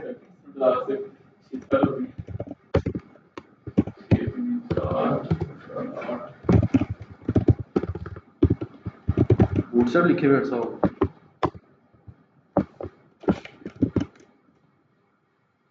ठीक है। और यहाँ पे लिख देते हैं माय कैलकुलेटर, ठीक है, और इसको H3 कर देते हैं। अच्छा, सबसे पहली बात हमने अपनी जावास्क्रिप्ट की फाइल इसके साथ अटैच करनी है, ऐसे ही है ना। उसके लिए क्या करेंगे हम, यहाँ पे लिखेंगे स्क्रिप्ट, स्क्रिप्ट का टैग क्लोज, इसका क्लोजिंग टैग जो होता है,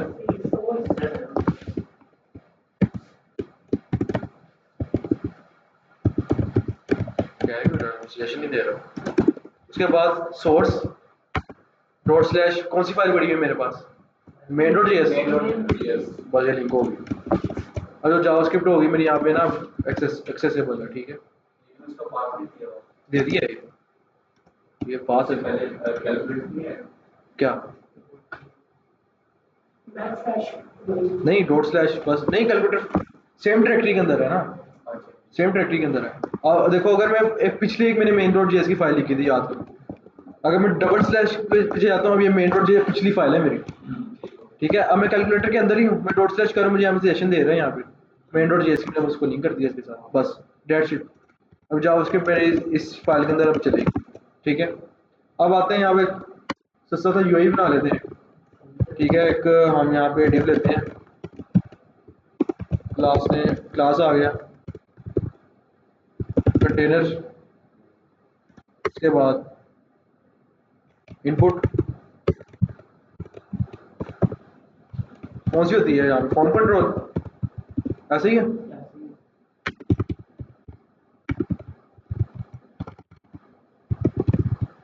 ठीक है। पहली इनपुट आ गई, दूसरी इनपुट आ गई, ठीक है, शो कर रहा है।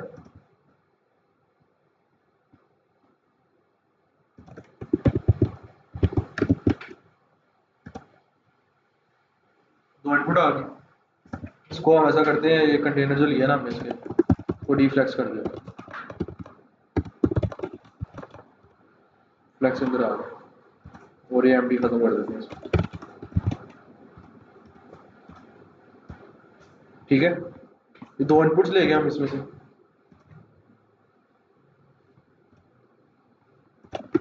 टाइप क्या इसकी, नंबर, टाइप क्या नंबर, और यहाँ पे एक इसको ना आईडी देनी है हमें, ये हमारी क्या है इनपुट, हाँ आईडी दे रहे ना, इनपुट 1 पहली फील्ड की इनपुट, और आईडी इनपुट। मैं ना मैंने 3 साल बाद प्योर जावास्क्रिप्ट लिखा, मैंने जावास्क्रिप्ट एनवायरनमेंट में इस तरह नहीं लिखा,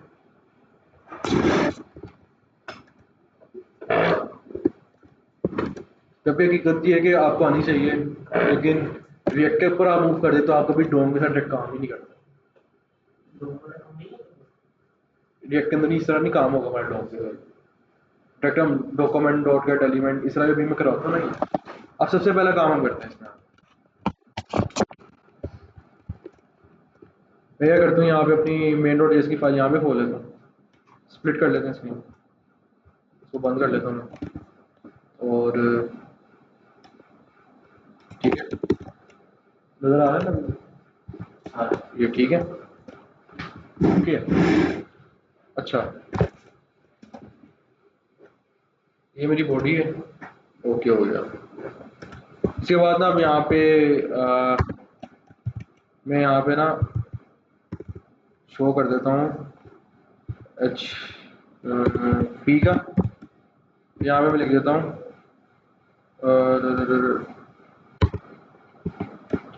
आउटपुट, ठीक है, और यहाँ पे एक्सपैंड ले लेता हूँ, और यहाँ पे इसको मैं आईडी दे देता हूँ एक आउटपुट की, ठीक है। उसके बाद यहाँ पे आके ना बटन लेते हैं।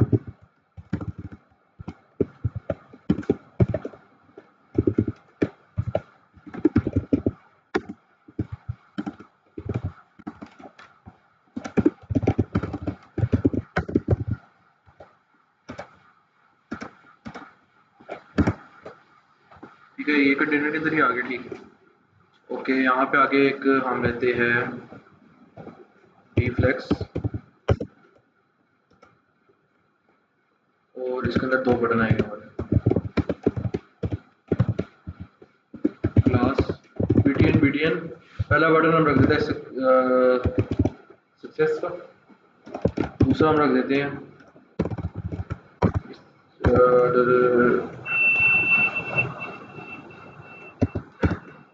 डेंजर,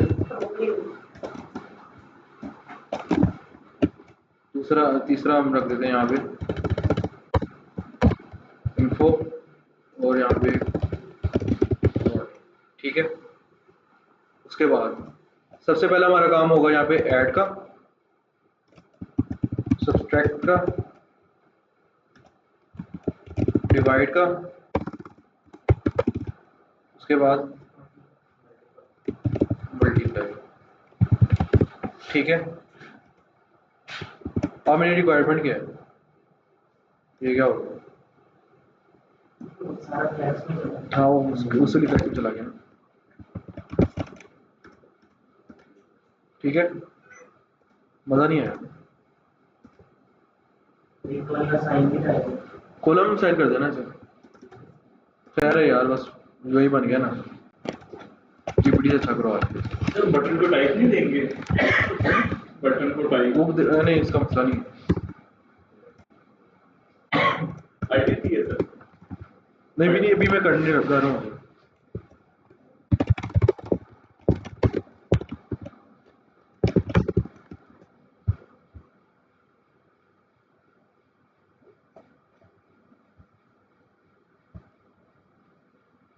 ये ना पूरा कैलकुलेटर बना के दे दो, चलो यार।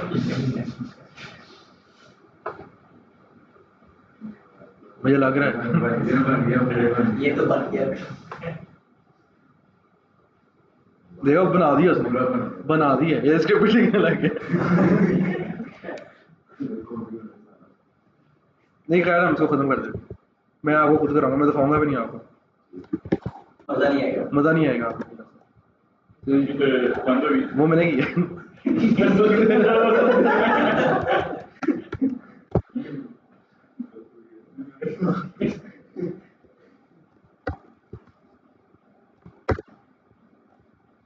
चलेंगे अभी तक। नहीं बस ये अभी अभी चला देता हूँ। मसले वाली बात ही नहीं है, चला दीजिए भाई। चलिए यार, देख लेता यूआई क्या बना के दिया उसने। यार खूबसूरत यूआई बन गया यार हमारा। ठीक है, तो उसने तो नहीं बना के दिया हैं? उसने तो नहीं बना उसी ने बना के दिए जीपीटी ने। ठीक है, नहीं, मजा नहीं है। ये तो जीपीटी का तो नहीं। जीपीटी क्या? इसमें सिंपल सा तो पूरा स्ट्रक्चर ही नहीं दिया हमने। नहीं, वो आपका ना, नहीं नहीं, प्रॉम्प्ट आपका मैटर करता है। ये जीपीटी का सारा, ये देखो मेरा वही कोड है, वही बूटस्ट्रैप नहीं चल रही थी, ये आउटपुट आ गई, और ये इसने कुछ स्टाइलिंग किया इस पे। और हाँ थोड़ा सा कंटेंट लिया उसमें। मैंने कंटेंट थोड़ा कर दिया ना, मैंने स्क्रिप्ट वो हटा दी है जावास्क्रिप्ट सारी। ठीक है, वो जावास्क्रिप्ट स्क्रिप्ट में खुद लिखूंगा मैं। ठीक है, अच्छा तो सबसे पहले आप काम करते हैं स्टार्ट। अच्छा, इसमें कोई एक्स्ट्रा चीज़ नहीं है हमारी, ठीक है, जो कुछ जावास्क्रिप्ट की आई हो हमारे पास। ठीक है, तो अब हमारी रिक्वायरमेंट क्या है, मैं लिखूँ यहाँ पे पहला नंबर, दूसरा नंबर, ऐड करूँ तो नीचे एडिशन शो हो जाए, सब करूँ तो सब्ट्रैक्शन शो हो जाए। ठीक है, ये मेरी रिक्वायरमेंट। तीन आउटपुट, तीन इनपुट फील्ड होंगे। दो रखी है मैंने आउटपुट। नीचे आउटपुट में ये आउटपुट के अंदर उसकी आउटपुट आ जाएगी ना, नीचे कोई डिव में ये यहाँ पे आ जाएगी, इसका आगे आउटपुट के आगे। ये टिकट है आउटपुट इस मतलब ये मैं कह रहा हूँ, जब मैं आउटपुट का कोड वो भी लिखना है ना, वो तो भी लिखना है, अभी तो कुछ किया ही नहीं हमने, अभी तो यूआई बना ना ये सिंपल कैलकुलेटर आ गई। अच्छा, सबसे पहले हमारा काम है इनपुट से वैल्यूज लेना। सबसे पहला काम है इनपुट से वैल्यू लेना। मैं क्या करता हूँ, यहाँ पे आता हूँ, अभी मैं अपनी इसने स्क्रिप्ट हटा दी है यहाँ से, मैं अपनी स्क्रिप्ट यहाँ पे अटैच कर देता हूँ मेन की जो मेरी फाइल है,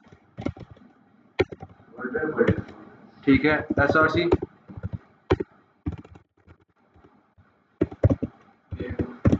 main.js, ठीक है। सबसे पहले काम है हमारा इनपुट लेना। मैं यहाँ पे आता हूँ, const val 1 is equal to, ये ध्यान से देखना है, document dot get element by ID. कौन सी आईडी है? ठीक है। इनपुट 1 डॉट वैल्यू ऐसे ही है, ये नहीं खराब कर दिया उसने, खाली मेरे पास डॉट वैल्यू होता है इस तरह, देख लेते हैं। पहला काम हो गया। सबसे पहले ना यहाँ पे कंसोल कराते हैं, कंसोल और लॉग वैल्यू।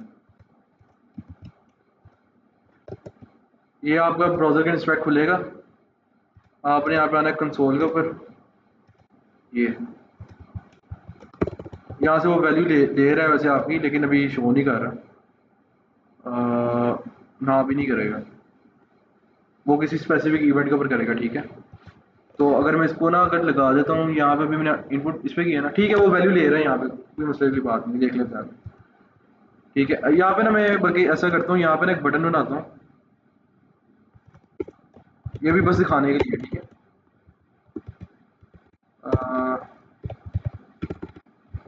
अच्छा, यहाँ पे ना हमारे पास एक इवेंट होता है ऑन क्लिक का, इसके अंदर, ठीक है।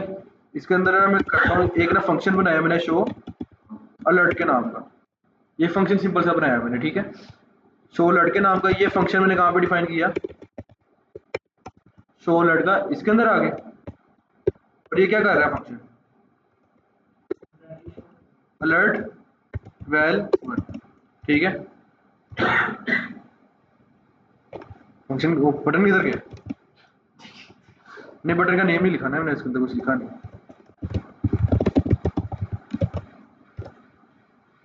वो आ गया, ठीक है। ये वो मैं इसके ऊपर क्लिक कर रहा हूँ, क्या कर रहा है, एक मुझे ब्राउजर का अलर्ट शो कर रहा है। मैं इसको क्या करता हूँ, मैं यहाँ पे नंबर देता हूँ 42, नहीं आया, ये मैंने यही गलती की है शायद, इसको वैल्यू लिखना है, इनपुट 1, इनपुट 1, ठीक है। ये कह रहे हैं val 1 before initialization, val 1 before initialisation,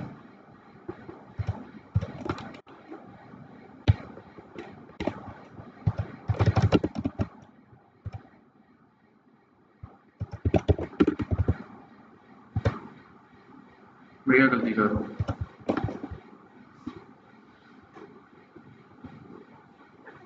सही किया बहरहाल यार, अब इसको जाने देते इस तरह, ये इस तरह वैल्यू ले लेगा, हमने ठीक लिखा है, ठीक है। और जो हमारे ये है ना पार्स फ्लोट, हमने ना वैल्यू जो हमारी मिलती है ना, हमें स्ट्रिंग के अंदर मिलती है जो वैल्यू, हाँ, वो ना हमें इंटीजर स्ट्रिंग के अंदर मिलती है, हमने इसको कन्वर्ट भी करना है उसमें, पार्स इंट करके या पार्स फ्लोट कर लेंगे, क्योंकि पॉइंट्स के अंदर वैल्यू भी दे सकते हैं। तो इसलिए हमारे पास ना एक टाइप कास्टिंग होती है, हम उसको यूज़ करेंगे पार्स फ्लोट, ताकि जो भी वैल्यू आ रही है ना, वो हमारे किस में फ्लोट में कन्वर्ट हो जाए आते साथ ही, ठीक है, डेसिमल पॉइंट में आ जाए। वैल्यू 2 कहाँ से आ रही है, इनपुट 2 से, इनपुट 2 है, ठीक है। अब ना मैंने आपको ना एक स्विच केस है, वो भी नहीं कराया मैंने आपको, ठीक है। वो भी ना हम सिंपल फंक्शन के थ्रू कर लेते हैं, ठीक है। ऐड का फंक्शन सेपरेट और सम का अलग होगा। अभी सबसे पहले एक ऐड के लिए कर लेते हैं हम, ठीक है। मैं फंक्शन बनाता हूँ, फंक्शन ऐड, इसका क्या काम होगा, इन दोनों वैल्यू का एडिशन, वैल 1 रिटर्न क्या कर रहा है ये, नहीं ये वैल्यू है ना मेरे पास, वैल्यू ये देखो, अब मैंने एक वेरिएबल लिया है यहाँ पे, var output is equal to 0 भी, अभी मैंने इनिशियली इसको 0 रख दिया, ठीक है। अब मैं यहाँ पे आता हूँ, मैं क्या करता हूँ, आउटपुट इज इक्वल टू क्या है, तो ये फंक्शन के पैरामीटर नहीं दे सकते हम वैर 1 और 2। ग्लोबली है, मैं डायरेक्टली सर्च कर सकता हूँ उसके अंदर, कोई मसला नहीं, वैर 2, ठीक है। जब ये फंक्शन कॉल होगा, अब मैं इसकी एग्जीक्यूशन बताऊंगा किस तरह लाइन बाय लाइन होगी। उसके बाद मैं करता हूँ, यहाँ पे मेरे पास एक ये था स्पैन आउटपुट का, ठीक है, document dot get element by ID dot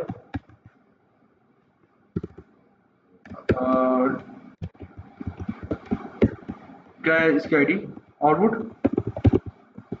dot inner text, उसके अंदर का टेक्स्ट क्या है, आउटपुट, ठीक है। चल जाइए, मुझे नहीं पता चलेगा कि नहीं, कोशिश करते हैं।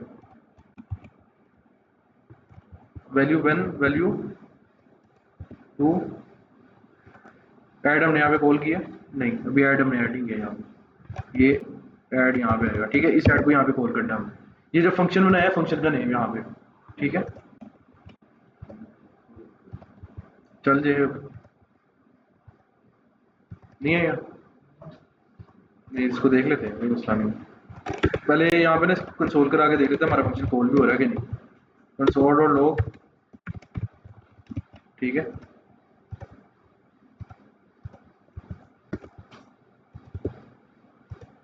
ये फंक्शन ही नहीं कॉल हो रहा है।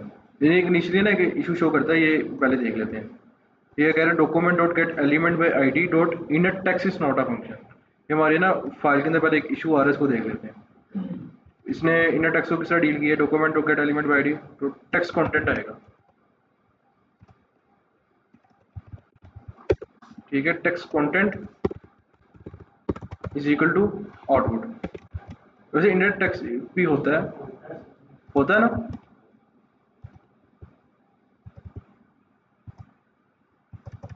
अच्छा ऐड मेरा कॉल नहीं हो, मैंने ऐड किस पे लगाया है, ऐड मैंने इसी पे लगाया है, फंक्शन ऐड, और ना वो उसको कुछ भी नहीं कर रहा,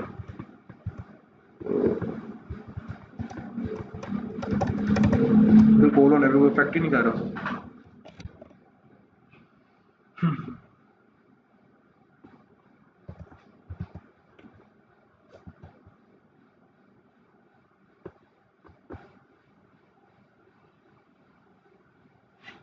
लिखा तो सही है,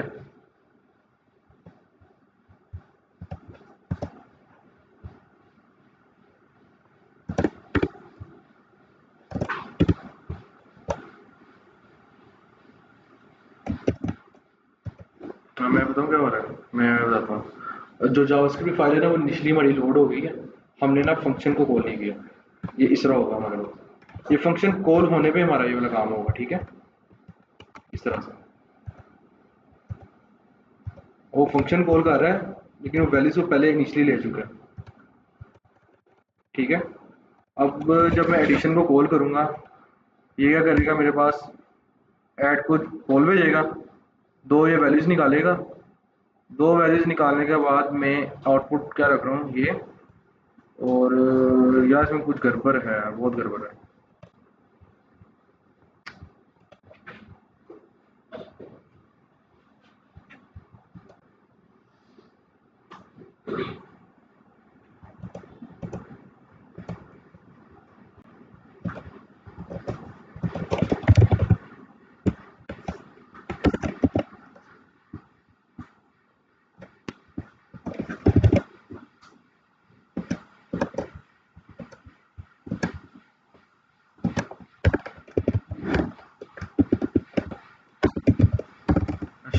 दिल भाई लगता अपनी रेस में लगे हुए, दिल लगे मैंने पहले बना दिया, ऐसा ही है।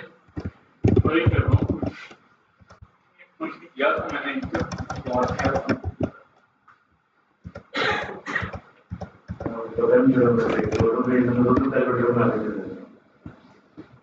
एक से हम पेमेंट कैलकुलेट करेंगे पीछे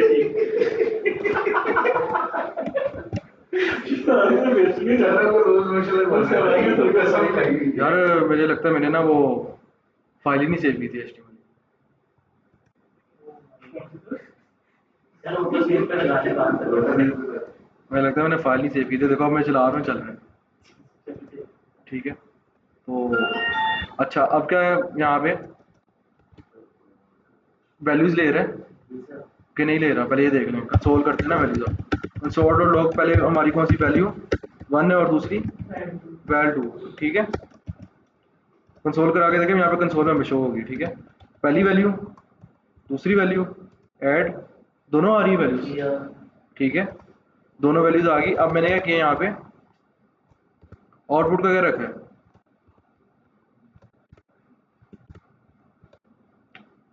output is equal to val 1 plus val 2, output आएगी। और मैं क्या कर रहा हूँ यहाँ पे आउटपुट के अंदर उसको पुश कर रहा हूँ ना 7, ठीक है। मतलब इस तरह से होता है, मज़ा नहीं आया ना, लेकिन मज़ा नहीं आया। मैं समझाता हूँ। अब मैंने वो बेसिकली मैंने ना HTML की फाइल ही नहीं सेव की थी, अभी भी ऐसे ही हो रहा है हमारा काम, ठीक है। मैं समझाता हूँ, उसके बाद मज़ा आ जाएगा।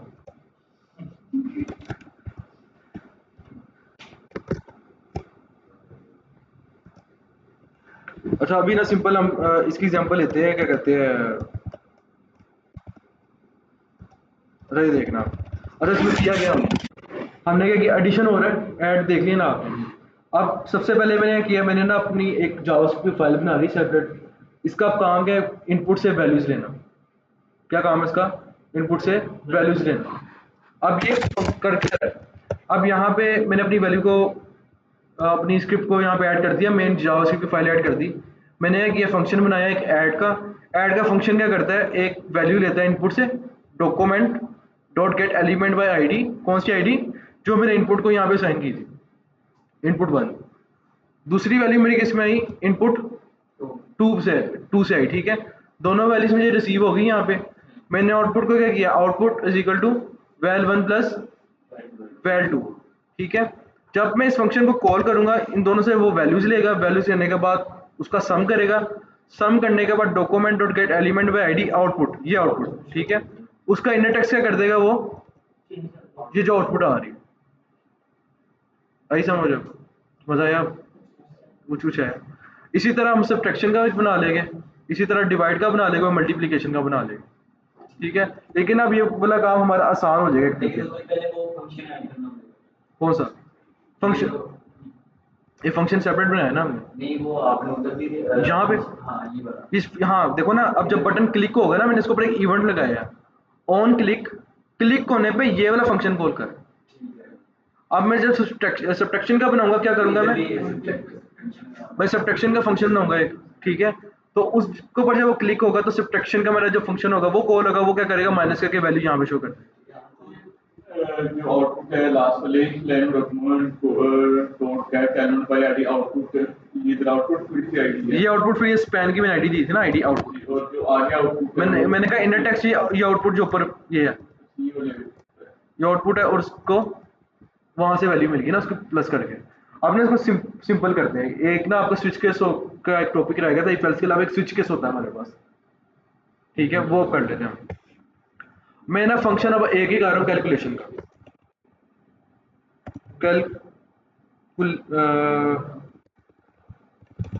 तो अब ये वाला ध्यान से देखना, ये ना असल में आपका एक टॉपिक है स्विच केस का, वो रहता था अभी आपका, ठीक है।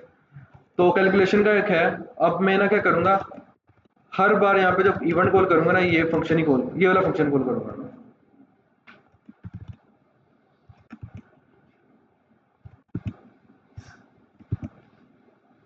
यही वाला फंक्शन कॉल होगा, ठीक है।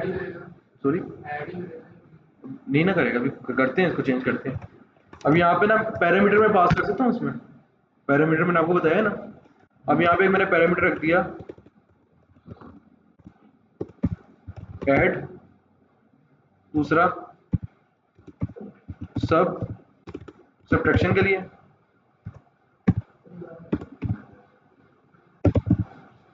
डिवाइड के लिए, दूसरा मल्टीप्लिकेशन के लिए, ठीक है। आप सब इस बात से एग्री करते हो, जब मैं कैलकुलेशन के फंक्शन को कॉल करूंगा तो ये पैरामीटर मुझे यहाँ पे रिसीव होगा, मतलब कि ये पैराम आया ना मेरे पास, ये नीचे को छोड़ दोगे, हम नीचे को देखते नहीं।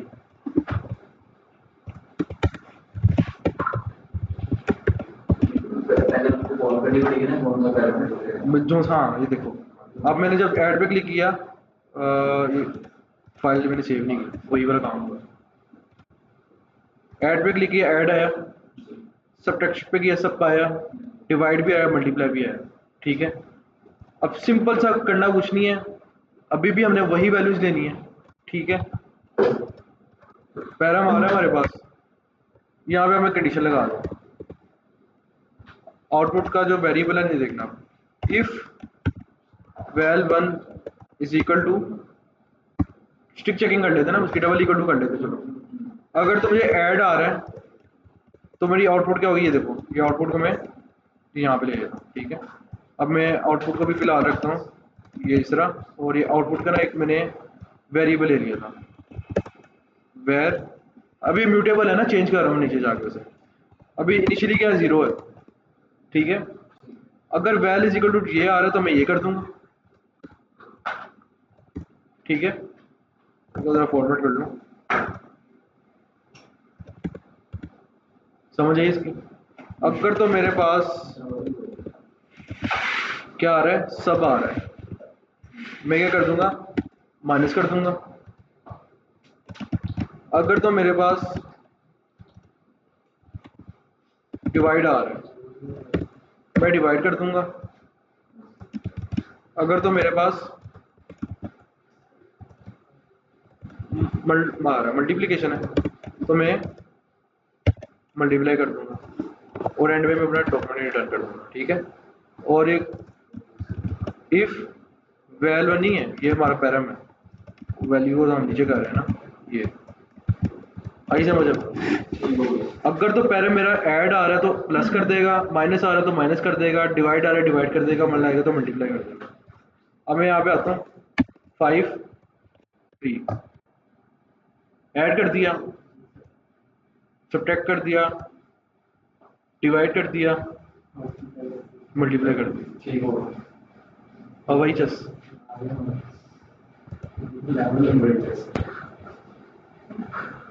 मतलब ये सिंपल था। अब ना इसके अंदर एक इम्प्रूवमेंट है कोड में, कोड में इम्प्रूवमेंट क्या है, अब हमने यहाँ पे इफ मल्टीपल टाइम लगाया।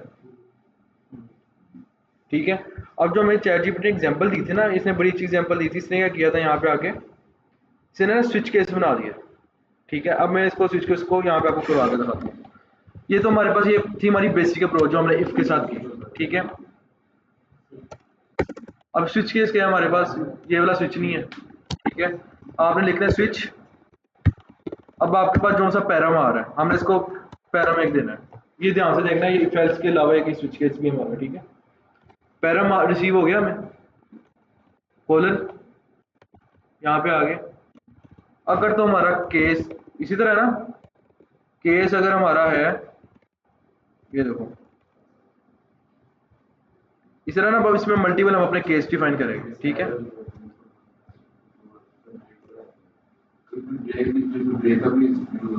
सर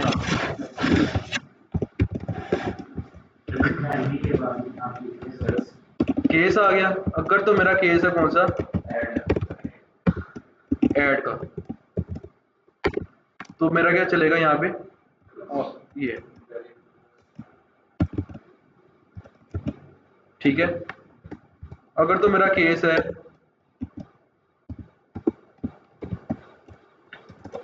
सबका, मेरा क्या चलेगा, ये। अगर तो मेरा केस है वेरिएबल बाहर नहीं डिफाइन कर सकते ग्लोबली, ग्लोबली किया ना ये, हाँ उसको आउटपुट को कौन से ऊपर वाले मैं बताता हूँ। बेसिकली क्या होगा उससे ना, ये इफेक्ट पड़ेगा जब हमारी फाइल जावास्क्रिप्ट की रन होगी ना, तो इनिशियली वो क्या करेगा, उस लाइन को चला देगा। अब जब मैं कैलकुलेटर पे कैलकुलेशन पे क्लिक कर रहा हूँ ना, वो ये वाला फंक्शन कॉल कर रहा है, पूरी मेन की फाइल नहीं कॉल कर रहा।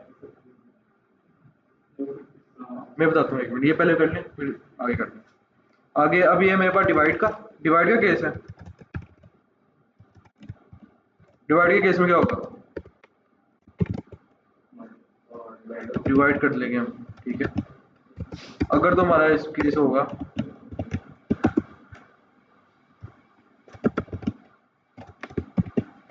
मल्टीप्लाई का, तो ये चल जाएगा। और एक हमने ना डिफ़ॉल्ट केस लिखना होता है, डिफ़ॉल्ट केस होता है, ठीक है। तो डिफ़ॉल्ट के अंदर हमारा क्या आएगा, आउटपुट क्या आएगी, इक्वल टू 0, ठीक है।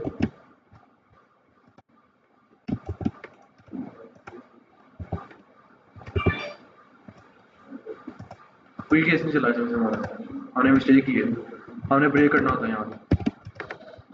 ब्रेक क्यों करना होता है, अब देखो, और जब मेरा स्विच केस चलता है ना, वो 1 बाय 1 ना चेक कर रहा था किसी को।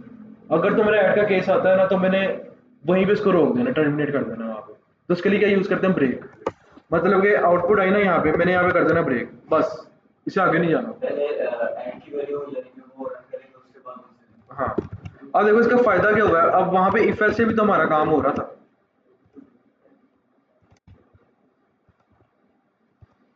चल रहा है अब, ठीक है ना, बिल्कुल। अब देखो, अब इशू क्या था, अब जब मैंने इफ लगाया ना इतना ज्यादा, अब इफ जब मैंने इतना ज्यादा लगाया, वो एक एक इफ को चेक कर रहा है। मतलब वो पहले इफ पे आया, अगर तो मेरे पास ऐड है इसके इक्वल, अगर मेरे पास पैरम ऐड है, तो इसने ये वाला चला के वैल्यू सेट कर दी। लेकिन वो फिर आगे भी जाएगा, वो एक दफा आगे जाके फिर चेक करेगा, फिर आगे जाके फिर चेक करेगा, फिर आगे जाके फिर चेक करेगा। उससे क्या होता है, मेरी टाइम की जो वेलोसिटी थी वो बढ़ जाती है, ठीक है। वो एक, जब मेरी स्टेटमेंट पहले ही ट्रू होगी, तो मैं अगली लाइन पे क्यों जाऊँ, ठीक है। मैं बार बार इफ क्यों लगा रहा हूँ, जबकि मेरी स्टेटमेंट यहाँ पे ट्रू होगी थी एवरी ऐड में, ठीक है। अब स्विच केस में क्या फायदा है, स्विच केस में जब वो ऐड के ऊपर आया है ना, उसने जब ऐड उसको मिल गया ना, उसने ब्रेक कर दिया, बस उससे आगे का कोड एग्जीक्यूट ही नहीं करेगा, उसका केस पहले ही पूरा हो गया। केस पूरा हो गया, उसने आउटपुट की वैल्यू अपडेट कर दी, अपडेट करने के बाद हमने उसको आउटपुट में शो कर दी वहाँ पे। तो ये बैड अप्रोच थी इसमें, और आपने नई चीज सीखी यहाँ पे, स्विच केस वो कोड रन है। मेरा, ठीक है। सेव कर लिया, डिफॉल्ट केस होता है अगर इसमें से कोई भी नहीं ना, फाइल्स जो ठीक है। लेट्स मैं यहाँ पे ना क्या करता हूँ, यहाँ पे आके ना मैं मेरा एक बटन बना हुआ था ना, यहाँ पे किधर गया, यहाँ पे आता हूँ मैं, इस डिप से बाहर आके ना यहाँ पे ये बनाता हूँ, ठीक है। और इसको रख देते हैं हम, प्राइमरी भी होता है ना एक, विड्थ इसकी हम 50 रखते हैं, और इसका मार्जिन टॉप दे देते हैं 4 का, ठीक है। और यहाँ पे ना मैं कुछ भी नहीं करता, और इसको मैं रख देता हूँ रीसेट 4 2, ऐड कर रहा हूँ सारा, और रीसेट हो गया, डिफॉल्ट केस चल गया मेरा, जिसके अंदर मैं 0 रिटर्न कर रहा हूँ। आई समझ, मतलब कि अब जब मैंने रीसेट को कॉल किया ना, अब मेरे पास पैरा में कुछ गया ही नहीं, उसने वैल्यूज तो ली, लेकिन पैरा में कुछ गया ही नहीं, ठीक है। तो वो क्या करता है, यहाँ पे आके चेक करता है, ऐड नहीं मिला, सब भी नहीं मिला, डिवाइड भी नहीं मिला, मल्ट भी नहीं, मल्टीप्लाई नहीं मिला, वो एंड पे आ डिफॉल्ट के वो 0 कर देता उसको। उससे अच्छी अप्रोच, इससे भी अच्छी अप्रोच, आप यहाँ पे आओ, ठीक है। आप यहाँ पे लगाओ, अगर तो इफ पैरम मतलब अनडिफाइंड है ना, अगर नहीं है नॉट,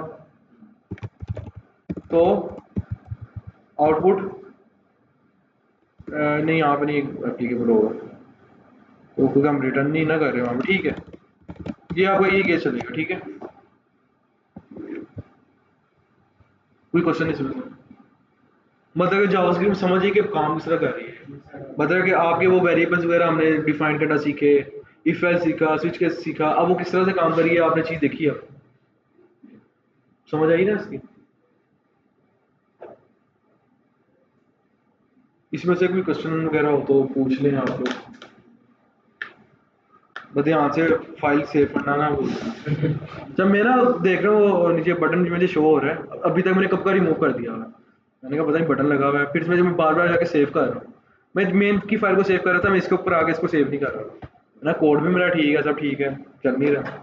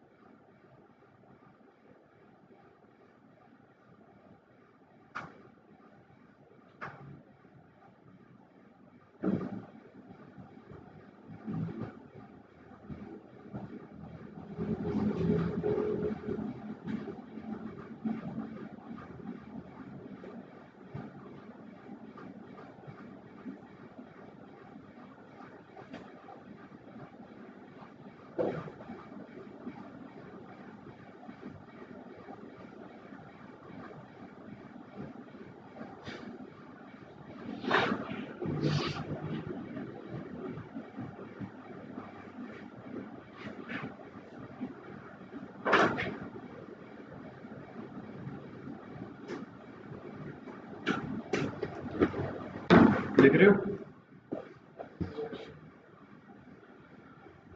अब एक असाइनमेंट भी करते हैं ना, असाइनमेंट देते हैं इसकी।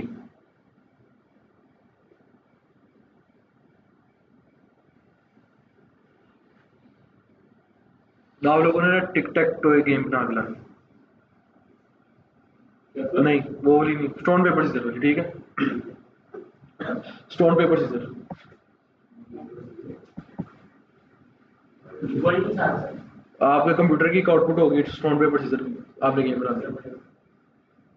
मैं बता देता हूँ, क्या फॉरवर्ड करनी है, फॉरवर्ड ले आए आप।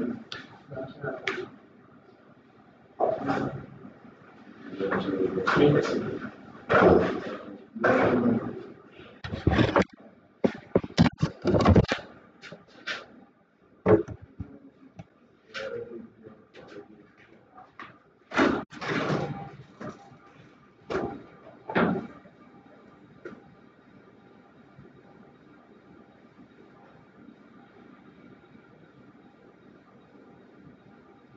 डिफॉल्ट के बाद भी ब्रेक होता है आउटपुट नहीं, इसके बाद डिफॉल्ट के बाद ब्रेक नहीं करना होता, क्योंकि देखो ना ऑटोमेटिक इसमें सिंटैक्स दिया है इसका ब्रेक। मैं बताता हूँ, बिल्कुल फर्क नहीं पड़ता उससे। देखो अब मैं ब्रेक नहीं ना करूंगा, वो अगली रैंक पे ऊपर जाता रहेगा, ठीक है? वो एंड के ऊपर आके डिफॉल्ट पे रुकेगा ही रुकेगा। वहां पे लगाना है लगा लूंगी, मसले वाली बात, एक ही बात है, क्योंकि उसने वहां पे रुक जाना, आगे कुछ है नहीं कंपाइल करने को।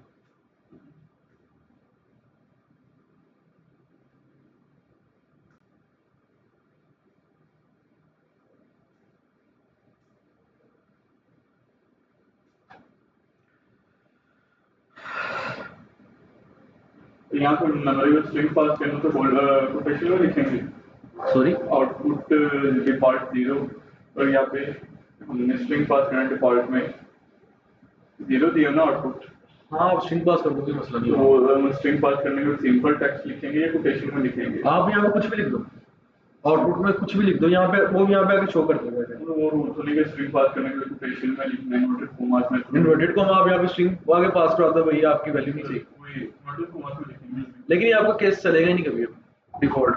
वो वैसे एक ना वो उसके लिए होता है, क्या कहते हैं, एक एच केस होता है, ठीक है? कि अगर कोई भी आपका केस इसमें से नहीं पूरा हो तो ये आ जाए। अभी तो हमने तो चीज़ें खुद डिफाइन की, बाद में कल को हमारी चीज़ें डायनामिक हो गई, ठीक है? तो फिर एक हमने डिफॉल्ट केस रखना पड़ता है कि यार अगर इसमें कोई कंडीशन फुलफिल नहीं ना हो रही तो ये कर दें।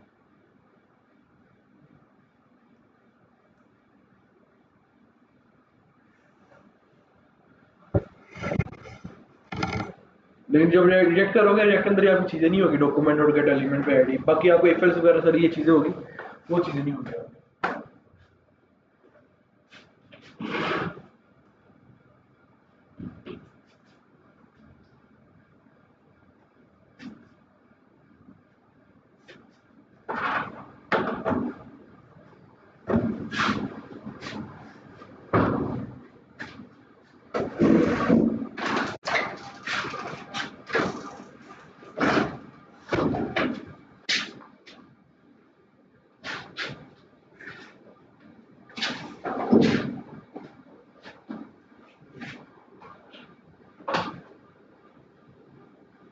पूरा वीक का टाइम है यार, जीपीटी से लग रहा है, बस जीपीटी से एक लाइन ना पूछ, सीखना अगर पढ़ा गया आपने, मैं बताता हूँ।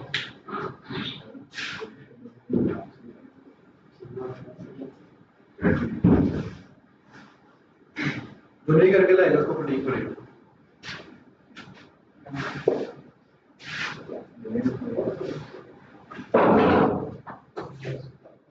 अच्छा यार नहीं होगा, मैं अब आपको चीज ना बता दूं। आपने ना फूड वारंटी करनी है, आपने ना 3 केस बनाने हैं, आपका स्टोन पेपर सीजर है ना, स्टोन पेपर सीजर होता क्या है? मैं बताता हूँ। स्टोन पेपर सीजर है ना, स्टोन पेपर नहीं आता किसी को? आता है सर। स्टोन पेपर सीजर आता है, दुकान भी आके समझा सकते हैं। सीधा आता स्टोन पेपर सीजर गेम है क्या, मैं भी बताता हूँ। गेम का तो पता बनाने का ये एंड्रॉइड वाला काफी गेम खेलते हैं बच्चे ना। यार इस तरह हम स्टोन को शो करते हैं, ठीक है, वो मुझे तो बता दो।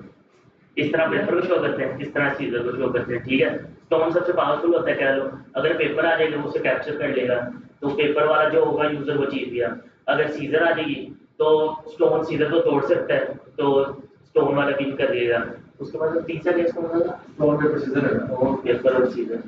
हाँ हो गया देखो। ये भी वाइस वर्सा है ना, तो पावर हाँ, अब सीजर और पेपर का आ जाए तो सीजर जो है पेपर को काट देती होती है, तो सीजर वाला यूजर विन कर देगा। बस यही है। पूरा दोनों सिमिलर होते थे वो। सो टाई हो जाएगा, ड्रॉ हो जाएगा। ठीक है, कुछ ऐसा समझ आ गया? यहाँ कैसे करना है? वो सर समझाएंगे। वो समझ ये आपको किसी ने वो समझ लगे गेम की है, गेम बन गया। ये ना समझ लगे। स्टोन पेपर सीजर की गेम की समझ आ गई ना। तो मतलब कि आप जैसे मैं तो वो खेल रहा हूं, ठीक है, दुकान के लिए मैंने ये किया, स्टोन था, स्टोन उसका आ गया पेपर। अब पेपर क्या करता है, स्टोन को पकड़ लेता है, तो मैं हार गया, दुकान जीत गया। अब फिर स्टोन, ठीक है, पेपर था उसका, अब उसे सीजर लिया मैंने, मेरा स्टोन नहीं था, उसका सीजर था, तो स्टोन क्या करता, सीजर को तोड़ देता, तो मैं जीत गया। अब पेपर की बारी आती है, मेरा पेपर है, उसका स्टोन है, और वो क्या करेगा, अगर उसका स्टोन होगा मैं उसको पकड़ लूंगा स्टोन को, ठीक है, तो क्या होगा, मैं जीत गया स्टोन। अगर उसका पेपर है ना, मेरा स्टोन पेपर होगा तो ड्रॉ हो जाएगा। अगर उसकी सीजर आ जाएगी तो मैं हार जाऊंगा, पेपर को कट कर देगी सीजर। और सीजर दोनों पेपर हो गए तो दोनों पेपर हो गए, दोनों का स्टोन और पेपर। स्टोन अगर मेरा है, उसका पेपर है, मेरा स्टोन है, उसका पेपर है, पेपर स्टोन को पकड़ लो। मतलब कॉमन सेंस है, मतलब स्टोन पेपर सीजर गेम की है ये गेम। दोनों पे स्टेपिंग होगी ना, कोई एक स्टोन करेगा, दूसरा बंदा सीधर करते हैं जो भी। हाँ यार मैं बता दूं, ऐसे एक तो मैं कर ले, दूसरा बंदा कर ले। क्या मैं बताता हूँ, कंप्यूटर से मैं सारा वो आपके कंप्यूटर में ना रैंडमली वैल्यू जनरेट करेगा। अब आपने ना देखो दो चीजें, स्टोन है, पेपर है, सीजर के वैल्यू तो भैया SCI डबल S होगा, SCI डबल S होगा। हाँ ये ठीक है। वो और एसएसएस। अच्छा ये 3 चीजें हमारे पास। अब करना क्या है, आपने एक इंटरफेस बनाना है, इसमें ना ड्रॉप डाउन आपने पढ़े, ड्रॉप डाउन, चलो यार छोड़ो, आसान करो। 3 आपके बटन है, नहीं ये बटन है, बटन है सिंपल, ठीक है। ये आपका स्टोन का, ये आपका पेपर है, और ये आपका सीजर है, ठीक है। जब आप स्टोन के ऊपर क्लिक करोगे आपकी फाइल एग्जीक्यूट होगी जावास्क्रिप्ट, ठीक है। अब आपने वहां पे जो स्विच केसेस आपने जो इफ एल्स लगाना है वो आपकी मर्जी है, ठीक है। अब आपने ना इसको रिप्रेजेंट इस तरह करना है, जो आपका 1 है ना, 1 is equal to let stone, तो स्टोन 2 है, पेपर 3 है, सीजर। ध्यान से समझना है, मजा आएगा। ये 2 चीजें होगी, ठीक है। स्टोन पे क्लिक किया, अब आपने स्टोन पे क्लिक किया तो इनपुट क्या करी आपकी 1, पी में क्लिक किया पेपर था 2, 3 में किया 3, ठीक है। मतलब कि यूं समझो कि आपके पास स्टोन पेपर सीजर में से कोई एक आ गया वहां पे, ठीक है। अगली चीज क्या करनी, कंप्यूटर से ना आपने एक रैंडम नंबर जनरेट करना, वो आप देखो सिंपल है, कुछ भी नहीं है। एक तो आपकी इनपुट आ गई, एक आपकी इनपुट आ गई कंप्यूटर के पास आपकी जावास्क्रिप्ट में इनपुट पर, ठीक है। तो लेट आपने की थी, लेट में कहता हूं आपने 2 की, ठीक है। अब एक रैंडम नंबर जनरेट करेगा कंप्यूटर, वो किसमें से किस रेंज में करेगा, आप इसको बताना है कि यार 1 से लेकर ना 3 में से एक नंबर जनरेट करना है, ठीक है। वो आपको ना रैंडमली कभी 1 देगा कभी 2 देगा, आपको नहीं पता होगा रैंडमली कौन सी वैल्यू आ रही है। वो आपकी क्या आ जाएगी, लेट में करता हूँ, आपकी कंप्यूटर ने कर दी थी। स्टोन भी आ गया, पेपर अब क्या आ गया आपके पास, पेपर आ गया और एक सीजर आ गया। गेम समझ आ गया क्या करनी है? ठीक है नहीं है समझ, क्या समझ गई? ऐड भी नहीं है। ऐड भी नहीं है समझ। रैंडम नंबर कैसे सर्च करवाएंगे यार ये तो रैंडम का फंक्शन है, कौन सा भी फंक्शन रैंडम का फंक्शन होता है रैंडम, और आप रेंज देते हो इस तरह करके ना, ये देखो।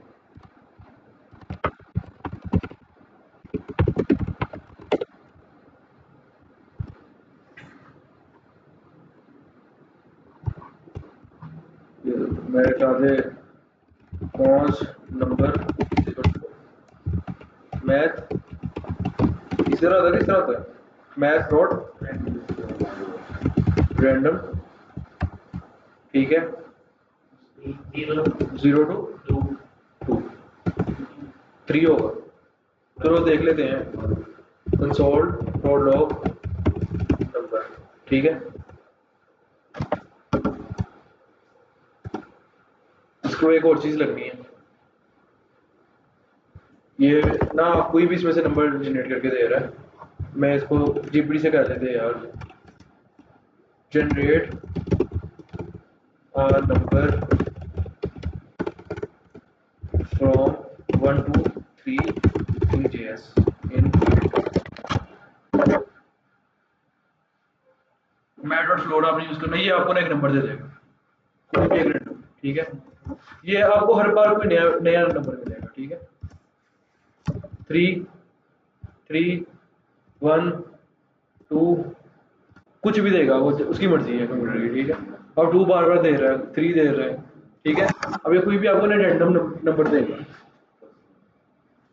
और जब आपको मैंने बताया कि आपके 3 केसेस हैं, मैंने आपको नंबर इसलिए कहा कि आप 1 को स्टोन कंसीडर कर लो, 2 को पेपर कर लो और 3 को सीजर कंसीडर कर लो, ठीक है। स्टोन पे आपने क्लिक किया, आपकी इनपुट आ गई 1, वहां से जनरेट हुई वैल्यू किसकी, इनपुट कंप्यूटर की, जैसे एक आ गया कंप्यूटर की इनपुट आ गई, कंप्यूटर की इनपुट डेट आ गई 3, आपकी इनपुट आ गई 1। अब आपने इसके नीचे अब आपने की लॉजिक लिखना शुरू कर दिया कि if plan plan plan plan, ठीक है। अगर सेम हो जाएगा दोनों तो कौन सी ड्रॉ हो जाएगा। आपने क्या करना है, आपको ये है ना, यहाँ पे आपने शो करना है, यहाँ पे आपने लिखना है, आपकी ना इनपुट जब आएगी आपने लिखना स्टोन, और यहाँ पे सीपीयू की आ रही हुई, यहाँ पे लेट उसका आ गया स्टोन, यहाँ पे अगर उसका सीजर आ गया, ठीक है, सीजर आ गया, दोनों सेम होगा तो आपने यहाँ पे क्या कर देना है, ड्रॉ कर देना। अगर ड्रॉ नहीं होगा तो दूसरी कंडीशन क्या होगी, आपने सीधे एक ड्रॉ शो करना है ना, या तो अगर आपका स्टोन है उसका सीजर है तो आप क्या लेगा यू, सिंपल। जी सामने नाम आ गई समझ दिल में। आपका क्या नाम है?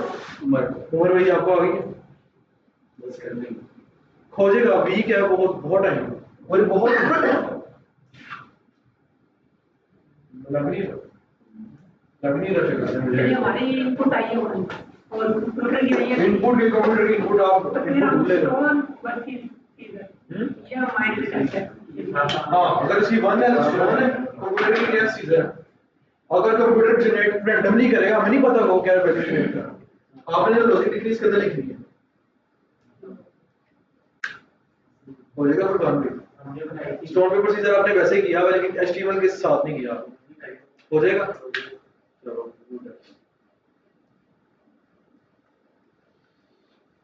जो नहीं करके आएगा वो क्या कहलाएगा, पेस्ट्री पेस्ट्री जी सर मैंने तेरे को बताया, देख लो ठीक है, मुझे पता है कल लेके आए हो और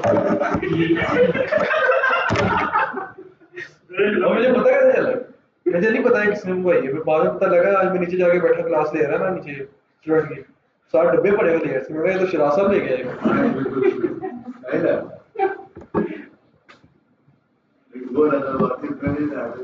अपने लिए नहीं थी, ना ना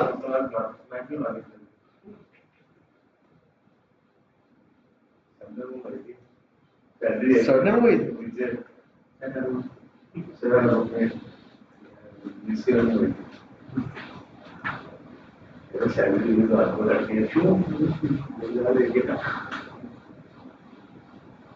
मेरा खास डब्बे आदमी थे बताया नहीं है ना। तो मैं तो अदिल भाई ने बताया कि तुम्हें चक्कर है अंदर का लेट से अच्छा पेट में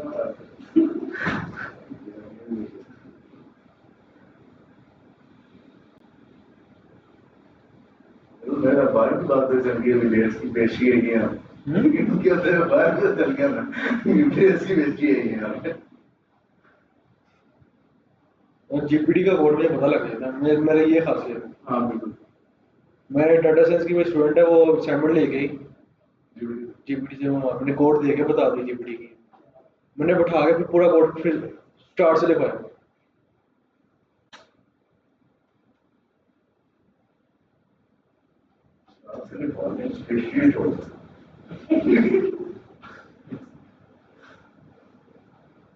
कोशिश करने से हो गया नई कोशिश करने से जाता है फिजान भाई असाइनमेंट समझाते हैं ये भाई ये हमारे पास एक सर नहीं सारे सारे स्टोन पेपर सोन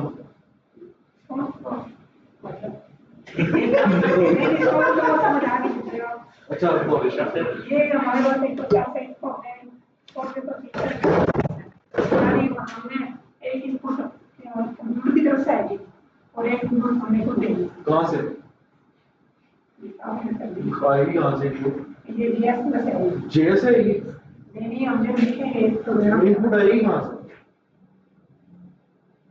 कंप्यूटर के इनपुट ऑटोमेटिकली आएगी या लिख के आएगी सॉरी कंप्यूटर की इनपुट लिख के आएगी समझिए जो कंप्यूटर ने इनपुट देनी है रैंडम नंबर पे है वो ऑन क्लिक पे है इंट पे ऑन क्लिक नहीं ऑन क्लिक पे नहीं वो रैंडमली जब आपकी स्क्रिप्ट चलेगी ना आपको एलसीडी ये सेम फंक्शन लिखा हुआ है सेम आपने लिखना है वहाँ पे आपने सिर्फ रैंडम नंबर यहाँ पे आपको मिल जाएगा ठीक है जी साहब ये इनपुट की तरफ से आएगी एक इनपुट कंप्यूटर की तरफ से आएगी आप ही कहाँ से आएगी ये हम लिखेंगे मैथ कहाँ पे अपना प्रोग्राम में लिखेंगे जीएस नहीं इनपुट आएगी कहाँ से मैंने स्टोन सेलेक्ट करना है पेपर करना है सीधे कहाँ से पता लगेगा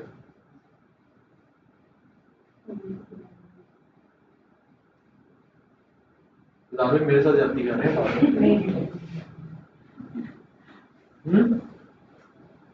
स्टोन की इनपुट आएगी भाई वो बटन बनाए तो है ना नहीं बटन बनाएंगे उसके बाद हाँ तो क्लिक करूंगा स्टोन चला जाएगा क्लिक करूंगा पेपर चला जाएगा सीधा पे करूंगा सीधा चला स्टोन जाएगा का करेंगे तो एक यानी स्टोन की इनपुट बांटेंगे तो अगर हम स्टोन पे क्लिक करेंगे तो इसकी इनपुट वापस मिलेगी वन चला जाएगा हाँ और एक इनपुट वन पता नहीं किससे जाएगा पैरामीटर से जाएगा एक हम रैंडम कोई नंबर देंगे एक इनपुट आएगी वहां पूरे नंबर हमारी इनपुट आती है 1 यानी स्टोन और कोई रैंडम नंबर लेते हैं वो आते 3 उनका हम कंपैरिजन इस तरह करेंगे स्टोन वर्सेस इधर अपने रिवर्स किया फिर आप अपनी प्रोग्रामिंग लिखेंगे उसके बाद में इसका और आपने बताना है यू विन यू लूज और आपने साथ अपडेट करना है कि आपका स्टोन था कंप्यूटर का सीजर था या कंप्यूटर का पेपर था आपका पेपर था या उसका सीजर था कि आपने को शो करना है उसके अकॉर्डिंग आपने बताना आप जीत गए अगर हमारे की 1 1 आ जाती है इसका मतलब है ड्रॉ हो गया हमने ये ड्रॉ यानी अगर आ जाती है तो हमारी बैठ जाइए